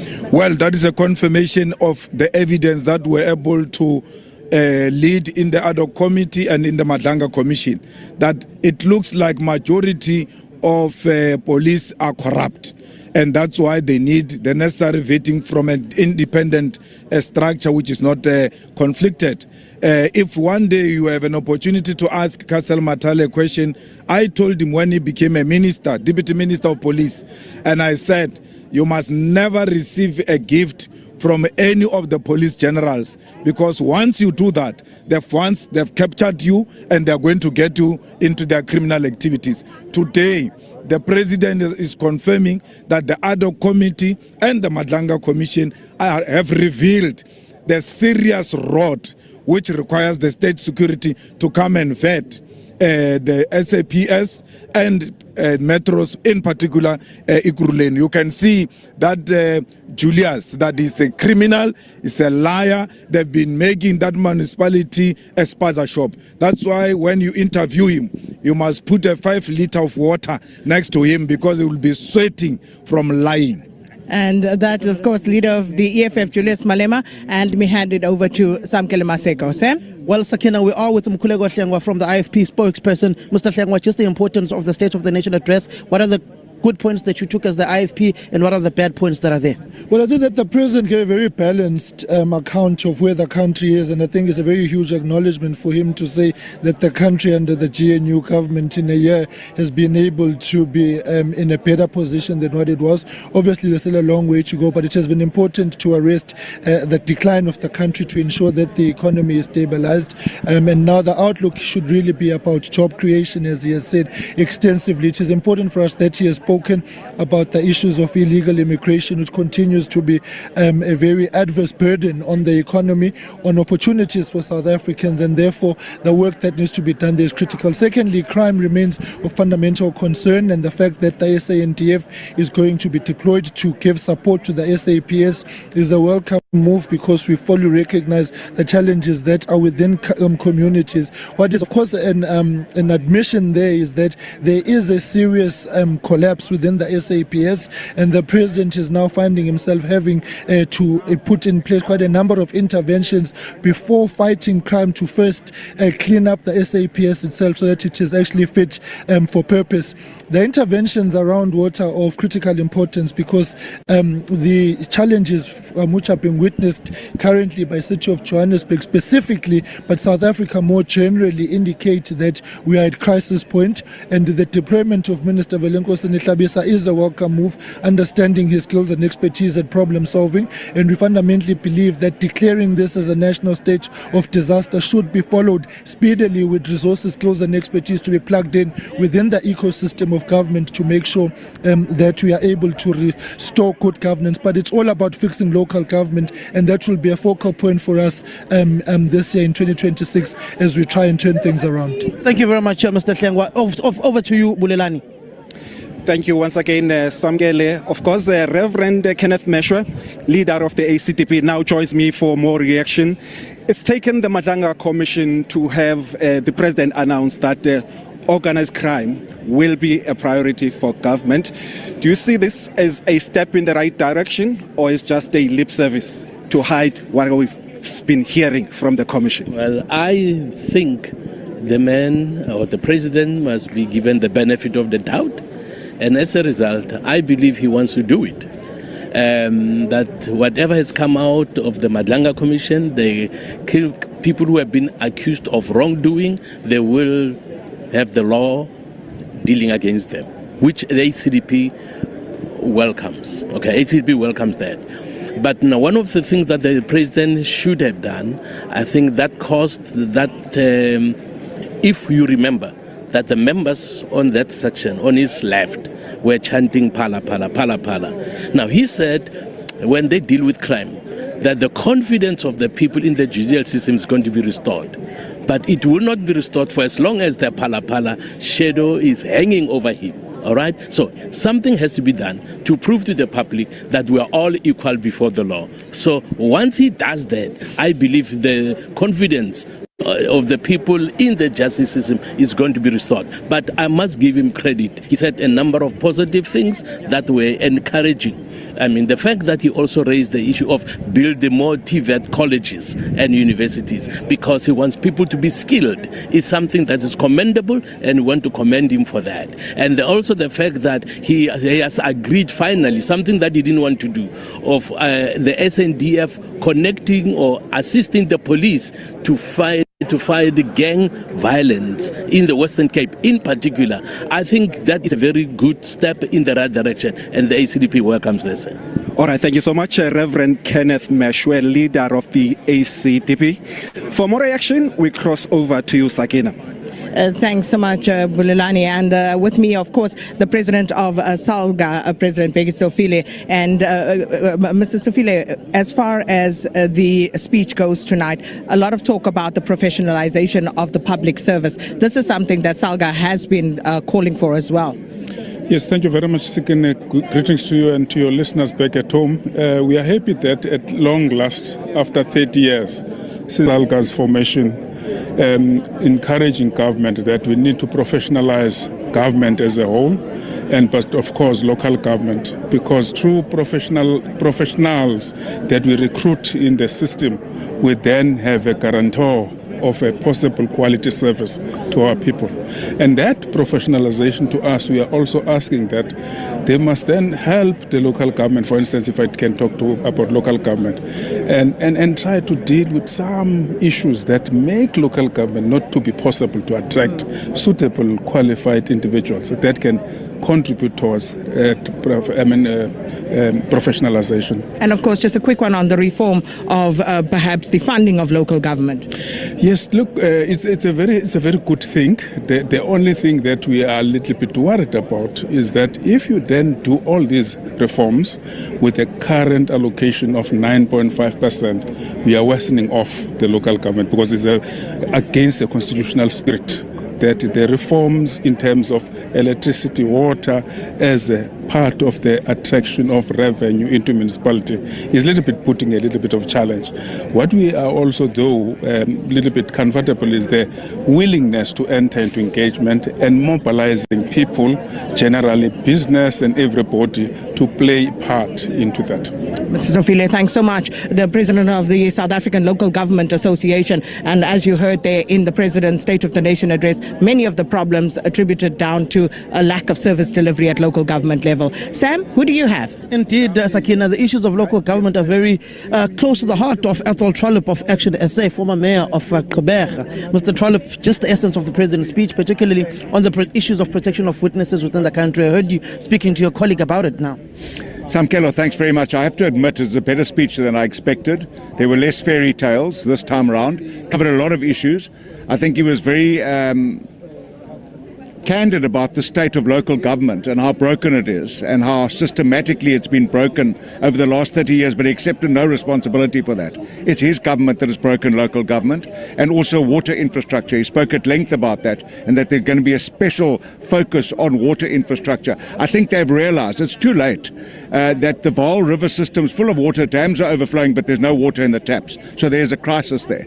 But the thing that I took away here is that as a small political party, a new political party, you can influence government. You know, we've been talking about illicit trade, extra funding for SARS, whistleblower protection, anti-corruption legislation. It's all in the record. It's all in the pipeline of private members' legislation. I called for a national declaration of disaster for foot and mouth disease, and I've been on the road every day highlighting the impact of this disease.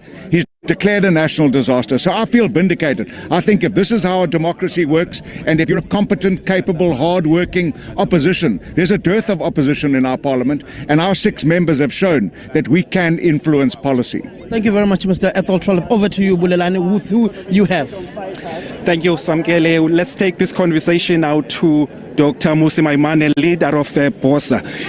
Mr. Maimane, firstly, the President's assessment of the economy, do you think it's an accurate reflection of our performance? Look, first and foremost, there have been good things that have happened in the economy. You know, getting off grey listing was important.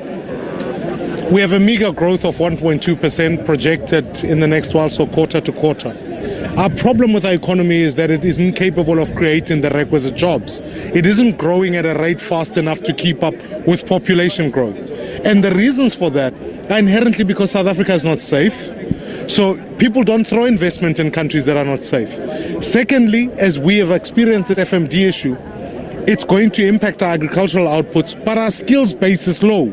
So I agree with the president that we must increase our skills base, but I want to challenge the president, increase the 30% so that we can have a higher output of young people who are going into the job market. And then lastly, I think we need to enhance better at holding politicians accountable. You can't have a Madlanga commission, etc., in a corrupt culture, yet it's only the officials who are the problem, not the politicians. So if the president wants to change the system, I would urge him that he mustn't just deliver an election speech. He must put deliberate action. All of these task force reports must be tabled in Parliament monthly so that the people are able to see for themselves what the progress is. All right, thank you so much, Dr. Musi Maimane, leader of BOSA. Let's take it over to Sakina, right on the other side. Thanks, Bulelani. I'm joined by the Minister of Justice and Constitutional Development, telling Mr. Tlengwa to be quiet on the other side. But Minister, thanks so much for stopping by. So this year marks the 30th anniversary of the adoption of the Constitution of South Africa. Let's start there in terms of the significance of this milestone. Definitely, we're looking forward to celebrating, but we're not looking at celebrating only this year. We believe it's a year for reflection. It's a year of taking stock of how this constitution has helped us shape the society we have today, reflect on the weaknesses, and also look at what is it that we can do going forward. So as the department, we will be outlining a year-long program that will be culminating in the whole society, bringing various stakeholders to celebrate this milestone, and also being able to teach even our children what this constitution is about, their rights and responsibilities. So we do believe that it's a milestone that is worth celebrating, because we have this democracy today, we have this country. It is pillared under this constitution. It is the foundation that gives us many rights that we have, that guarantees our lives in the manner that they are today. And that's why it's important to look at this milestone and celebrate it. The president spoke about deploying some of our defense forces to areas in the Western Cape and Gauteng that are gang-ridden. And that, of course, would mean, I would imagine, some arrests and therefore people appearing before the courts, which is your jurisdiction. And speaking to that, are you sufficiently capacitated? Will you be able to deal with what could potentially come? Look, this plan is worked through the JCPS. Would have noted that during the week, as co-chairperson, I led an outreach in the Western Cape, where communities were saying that their streets, their communities have been taken over by criminals, by gangsters. And this announcement today reaffirms the importance of the country, our government, making sure that South Africans are safe, but ensuring that the country, it doesn't become a lawless society. So we are working in an integrated manner. One is to ensure that the law enforcement agencies work together, both in terms of police, soldiers, and NPA, because those arrests are going to have to be successfully prosecuted. That's why we believe in prosecution-led prosecution-led investigations, so that they are proper, tight, and can go in. But another element that we're looking at is asset forfeiture, because many of these criminals, even those who actually go to court for corruption, they steal from the state and fight us with the same money. Criminals who are organized crime gangsters sell drugs, utilize the money they've gotten wrongly to come and fight the state. So we are saying, let's freeze their assets so that they have no power to fight us as the state, but face the mighty law of the state. So the courts as well will have to be ready. We are working around, we have done assessment, incapacitation of what needs to be done, and we have had the president even talking about some of the interventions we'll have to make. So we will be engaging the judiciary to look at capacitation in terms of, they've raised it with me, that the number of judges are short. We've been able to appoint several magistrates, more than 200 now, that we have been appointing across the country. So we do believe that that is part of building capacity to be able to respond to the call. Minister Mamuluku Kubai, thanks so much. Minister of Justice and Constitutional Development. Sam, it's over to you. Indeed, Sakina, we are with the official opposition, the MK party, with its former Chief Whip, Mzwanele. Are you still the Chief Whip? No. Yeah. Just the response of the MK party on the speech of the President Ramaphosa on State of the Nation address, largely focused on the economics of the country, the economy and jobs and issues of local government. Yeah, no, this was a waste of 7 million rand. He could have just sat in his office and did like he did in COVID times. There was really no point in us coming here to hear more of the same, more of the same. Last year he promised an economic growth of 3%, and what did we have? We didn't even get to 1%. Promised jobs and everything, absolutely nothing happened. The unemployment has risen, poverty has risen, and now what we have is corruption-inspired water crisis. This water crisis that we have is man-made. It's because of corruption and lack of governance, lack of maintaining proper infrastructure. That's what you always get. And then he goes around and tells us about the investment summits where actually companies come and they pull wool over his eyes and they tell him that all the capexes that they would have otherwise have planned for the next 5 years, they present them as if it's some pledges, and then he thinks people are excited when people are just running their businesses. So indeed, we think it was a real complete waste of time, and I'm not surprised President Zuma decided not to come here. Thank you very much, Mr. Mzwanele. Before I go over to Bulelani, just take Songezo Zibi of Rise of Mzansi. Mr. Zibi, just the importance of that speech, particularly on the economics. You are very tough and a very interested individual when it comes to the economics of the country. I think one of the most important things is the fact that debt service costs are coming down. South Africa has been paying 1.4 billion rand a day on interest on the debt that we're servicing. The finance minister has been talking about fiscal consolidation for a long time. I think we are likely to see debt service costs dropping from 424 billion per year to under 400 billion this year. That's a very good achievement. The rand is strengthening against the dollar, which is important because it affects the fuel price and other imports and so on. So we must not underestimate those achievements. But what's important is that the money that is saved from there goes to things that matter. There are kids who are protesting in this direction. They don't have university accommodation. I heard the president talk about new universities. Yes, we need them, but actually we need to capacitate universities like Forte, universities like University of Limpopo and so on, so that kids don't have to go and study thousands or hundreds of kilometers away from home. So there's work to be done. And the last thing I want to say, Samkele, a speech is always nice. Let's check the budget to see what is going to get paid for. So I reserve my judgment until I see what the finance minister is actually going to finance. Otherwise, it's a nice speech. Thank you very much, Mr. Songezo Zibo of Rise Mzansi. We'll come back with the ANC's Treasurer General. Over to you, Bulelani. Thank you, Samkele. Once again, joining me now is UDM leader General Bandu Olomisa, who also is the Defense Deputy Minister. Thank you so much, sir, for being patient. Firstly, the rollout of these soldiers or defense force to these gang-ravaged areas, how do you plan to actually implement it? In actual fact, we must say thank you to the government of national unity by prioritizing the issue of security of this country. And I'm also happy that the president's plan was discussed thoroughly towards end of last year and this year in our Lekgotla. The onus now is on the ministries, different departments, to go and sit down and start implementing that plan.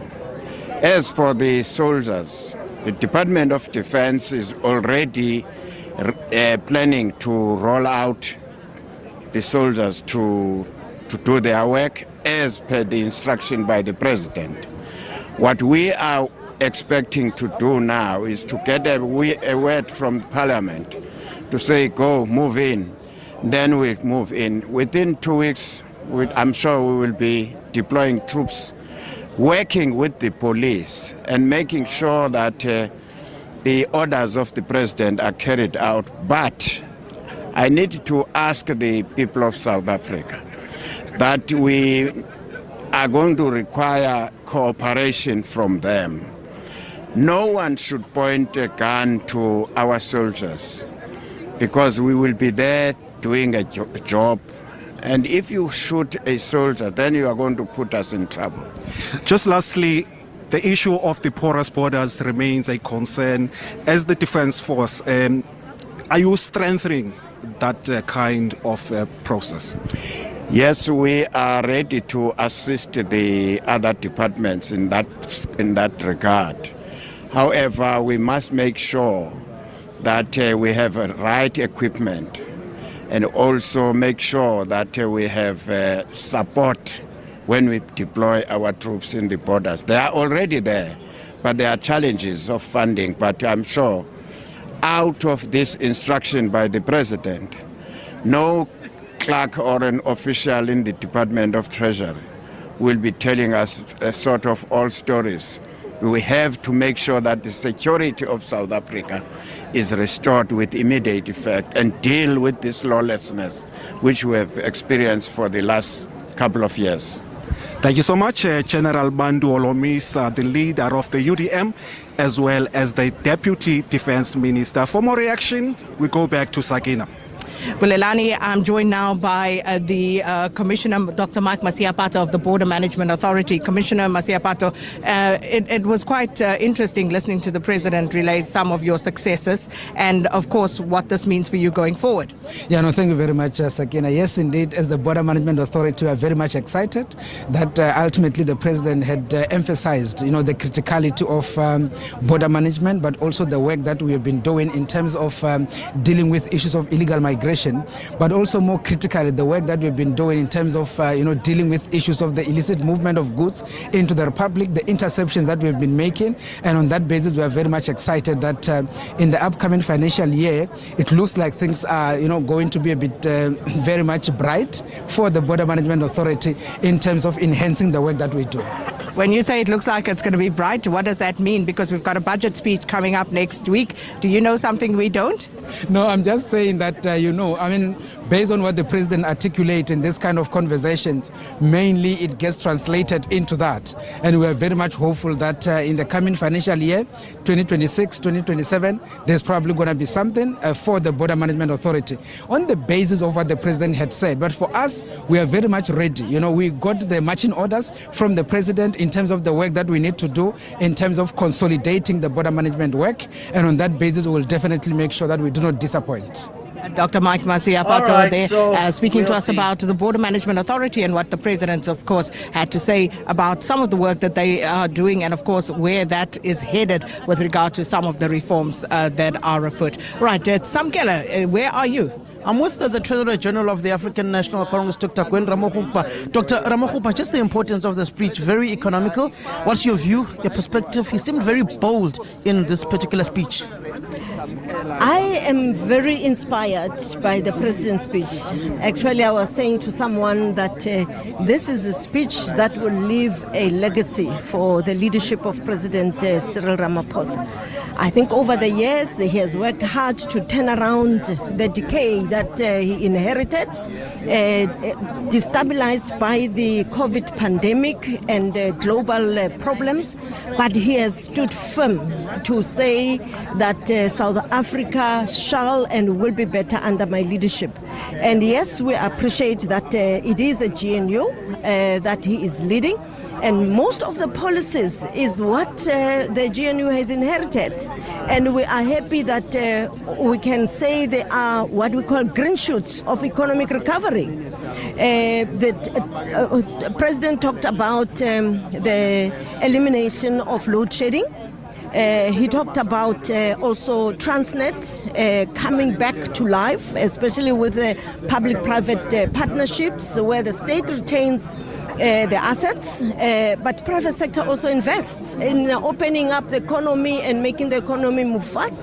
He talked about this era as an era of also new interventions, like what? For instance, like the greater intervention in local government. We can't only point a finger to local government when things are not working. The Constitution implores all the three spheres to go and assist. You know that I was an advisor on the district development model, and it is possible. There's a success in eThekwini and also in preparation of G20. government came in as well. So it will be possible to deal with water shortages, with electricity, especially load reduction, and the focus on the youth was also a key area of a new way of strengthening the CETAs and also making the TVET colleges part and parcel of closing the gap between learning institutions and the world of work. Thank you very much, TG. I am now going to close off this evening that we have been doing with the Deputy Minister of Labour. Just one question to you, Mr. Thomas Bia, the importance of labour and making sure that there are documented migrants who are in the country working in the factories. The President has made a groundbreaking statement today saying that he's going to give the department 10,000 inspectors. It's for the first time since 1994 it happens. Currently, as the department was sitting at 2,300 labor inspectors, and the President is giving us another 10,000, meaning we're going to reach quite a number of companies, but that is going to help us even to identify all those companies where there are illegal foreign immigrants that are not documented. And also he said those employers who continue deliberately to employ illegal foreign immigrants, who are going to be on top of them, who are going to be harsh on them, who are going to deal with them. So it was very great that the President has given us so much resources. We are going to be out there and deal with all that has been happening, where people have been complaining and crying, saying the department is not able to reach as far as possible. Now we are going to be there. Thank you very much, Mr. Jomo Osbia. That is it for us at the State of the Nation Address 2026. A very bold statement, Sakina and Bulelani, from President Ramaphosa, particularly on the economic front and reading the mood of the country on the water crisis in Johannesburg. About a week ago, my daughter asked me, "Daddy, can I flush the toilet?" Sadly, there was no water. Sakina and Bulelani. Hold on, Bongi. Minister Gayton McKenzie just stepped in.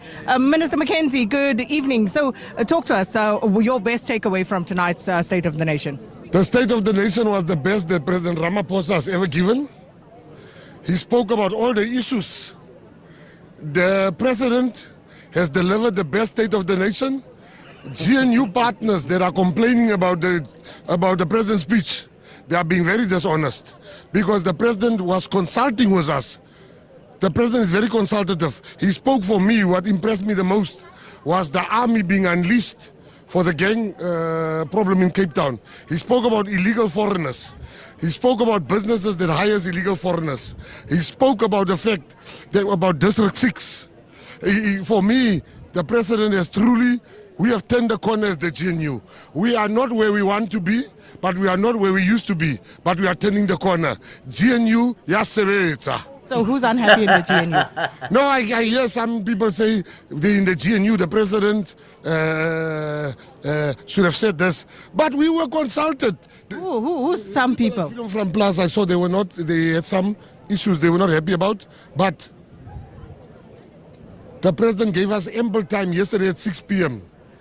to say, how do you see the speech? We gave our inputs. And as you can hear, my inputs was there. Mabahambe, you could hear, was there. The Cape Flats thing was there. So what I'm saying, anybody that says the GNU is not working, Sakina, I can show you 4 things that the GNU is working. 1, the rand is very strong. 2, we've got low record of inflation, levels of inflation.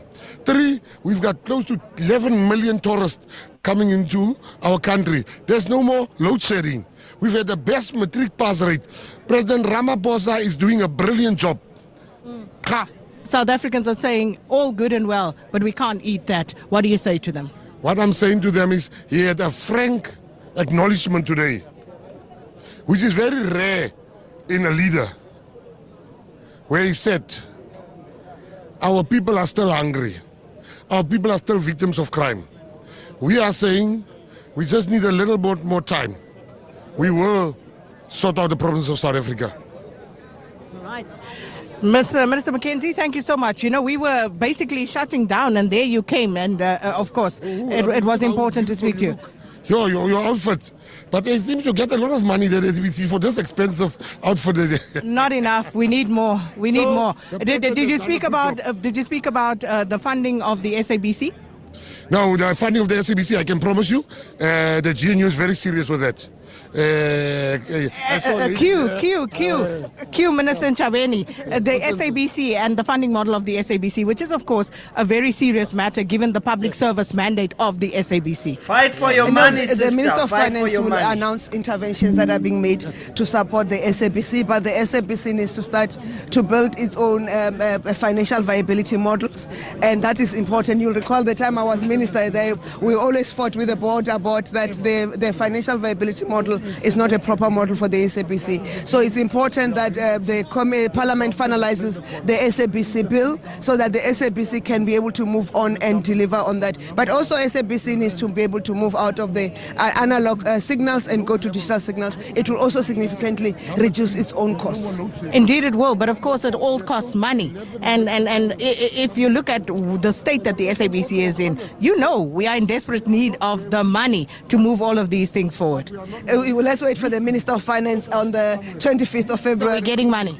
Minister of Finance is getting money. Minister of Finance is the only getting one. money. Get your money, girl. I want to talk about the state of the nation. Okay, let's what stood out for you? For the state of the, except that I've got more work to do. But what is important for us is the interventions that the president have made in critical issues that affect South Africans and affect our country. On the economic front, the measures that are being done to grow the economy and create jobs, including the support to small businesses, that is critical because they are at the coalface of delivering jobs, and also the firm intervention to address the water challenge confronting the country, so that we can then resolve it finally through the measures that we are experienced in handling with those issues. Also the progress that we are making in the logistics sector to make sure that we are ready to export, but also a clear industrial policy and plan that we are going to manufacture here in the country. We are going to support more mining exploration to enable mining to play a critical role in the green economy, because now mining is no longer a dirty economy, it's part of the green economy. It produces that, and we have the abundance of resources to do that. That's important, but also the interventions to support the skills of the country, that is important. And foremost to South Africans' mind, the interventions that he has announced to deal with crime, organized crime in particular, but also to make sure that the criminal justice system can function in a manner that delivers a safe and crime-free South Africa. Minister Chaveni, thank you. And of course, the President spent quite a bit of time talking about the economy and reform, and it's going to be interesting to hear that budget speech next week, given what the President has said. And she didn't say no. So, SABC, we remain hopeful. It's back to you. I'm just saying no. It's Bongi. We were meant to say bye from down here. It is a wrap now. Bongi? Okay, so those are the reactions of everyone. And that is the end of the State of the Nation address. So, look, there are some shifts with the GNU. There is a softening of ANC dogma in some areas, but not enough. But there is a little bit of a shift. And there are shoots in the economy. And you have Ramaphosa speaking of concessions and things like that with Operation Vulindlela. But some of it is actually happening. So the GNU is doing better than the government before it. But it is punishing us because we need proper movement, quick movement. But hey, we have to tell the truth. There are some positive shoots that are showing up in just the approach. So it's not getting more and more, but all of it doesn't matter until we see how it's all budgeted for. So the budget speech is coming soon with Mr. Kotongwana, who wears hats like former Minister Cele. And then we get to see how much of what President said really matters, because the budget will tell us what's really budgeted for. So I think that's it. I think we don't have much more to see here. So it's been awesome, unless you want to see if we can catch some voices that are not politicians. We've heard what they said. about the state of the nation. We've heard what they have to say, and they all said, you know, what we would expect them to say. They sang for their lunch. PA leader says this is President Ramaphosa's best speech of all time, and and he's happy that some of his thoughts were included there. He's happy that some of his, you know, some of the things he said were included, and so let's see what happens there. Now, they spoke to the other party of the DA, to Minister of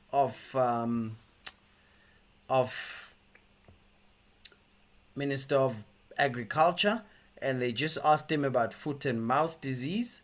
So I would like to hear what he had to say on his own channel. So let's play that and get to hear that. IFP, we didn't hear from the main leader in the IFP. We only heard from Hlengwa, who's the spokesperson for the IFP.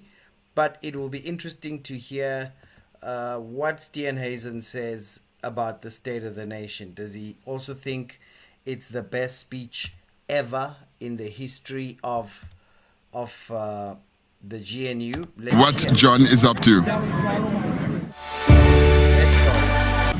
We are now, leader, this is the second SONA from the GNU. How are you feeling tonight? Yeah, I thought it was a much better speech than's been made in years previously. I think a lot less gimmicky, no tin swallows this year, a focus on brass tacks. I think a good announcements made on crime and the fight against gangsterism and drugs. These are essential. But I also like the really hard line on local government. I think many citizens across the country are facing the sharp edge of municipal failure. No water in their taps, no electricity in their homes, streets that are crumbling, municipal infrastructure that doesn't work. And I think they're tired of it. They want to have municipalities that work. And of course, the best way to get those is by voting for the DA. We send millions of rand to local government every year from national government. It comes back unspent or misspent. And I think that the announcements this evening around the ring fencing on water and electricity are welcome developments, because this means that that money generated from the sales in those will be plowed back into infrastructure. I think a lot of the speech tonight was also in line with what the DA's view has always been: get back to basics. Forget the bullet trains and all of the nice to haves. Get the basics right. Fighting crime, building infrastructure, ensuring that you have the platforms for economic growth and job creation. Those are absolutely essential. And I think those came through tonight. Where I would score the speech down this evening, I thought the part on BEE was very weak. I think all major economists concur that BEE in its current form is actually holding us back from economic development, and is also not broad-based and not reaching people on the ground. Black unemployment has risen. Black poverty has risen. We need to have a new empowerment model that actually focuses on delivering on the ground and not making elites wealthy. And I would like to have seen a bit more of that this evening. So that's where I would mark the speech down this evening. I think we want genuine empowerment in the country. We've got to find a way to ensure that it actually gets to the people on the ground who need the help, not fat cats and billionaires. Now, John, we've seen that from the president's speech that the DA is indeed in the driving seat in the GNU. And he spoke a lot about expanding export markets, specifically around agriculture. Can you just give us your thoughts on that? Well, of course. I mean, and agriculture's had a great 2025. Q4 figures out, 7% up year on year, 10% increase in exports. We've been opening new markets in China, in the Philippines, in Thailand, and I've got a big announcement coming next week, which is going to really make people very excited. And I'm looking forward to that. We've obviously got a lot of work still to do to find those other markets around the world, and we've been focusing on and being on the hunt for where we can sell South African agricultural products. The more we Okay, so he's talking agriculture now. Who else is in the GNU? I haven't heard. When we followed all of that, I didn't see them talk. I saw Action SA opposition. We saw EFF opposition. We saw IFP in the GNU. We saw Gayton in the GNU. This is so the only person I didn't hear from is a leader of the Freedom Front actually having something to say about that. But okay, we'll catch it next time because the SABC somehow skipped them and they went through they went to everyone else. I didn't hear what they had to say, so it doesn't matter. We'll leave it there, guys. Thanks for watching. Remember, no man can serve two masters, because either you love the one and hate the other, or you'll despise the one and honor the other. You cannot serve God and Karl Marx. But remember, South Africa will prosper. Yes, that's what I was saying. I didn't hear Freedom Front at all. I didn't get to hear their response. I didn't get to hear Freedom Front Plus at all responding to. We even heard, no, there's no Freedom Front. They didn't get in front of the mic. That is really weird. The SABC, I mean, we were sitting there watching, and they ended up talking to everyone else, and they had wrapped up, but we didn't hear from Corne Mulder or from Piet Groenewald. So we'll see you guys. But remember, South Africa will prosper. So catch you on the next video. If you're not subscribed, go do it now. If you haven't rung the bell but you subscribed, go do it now.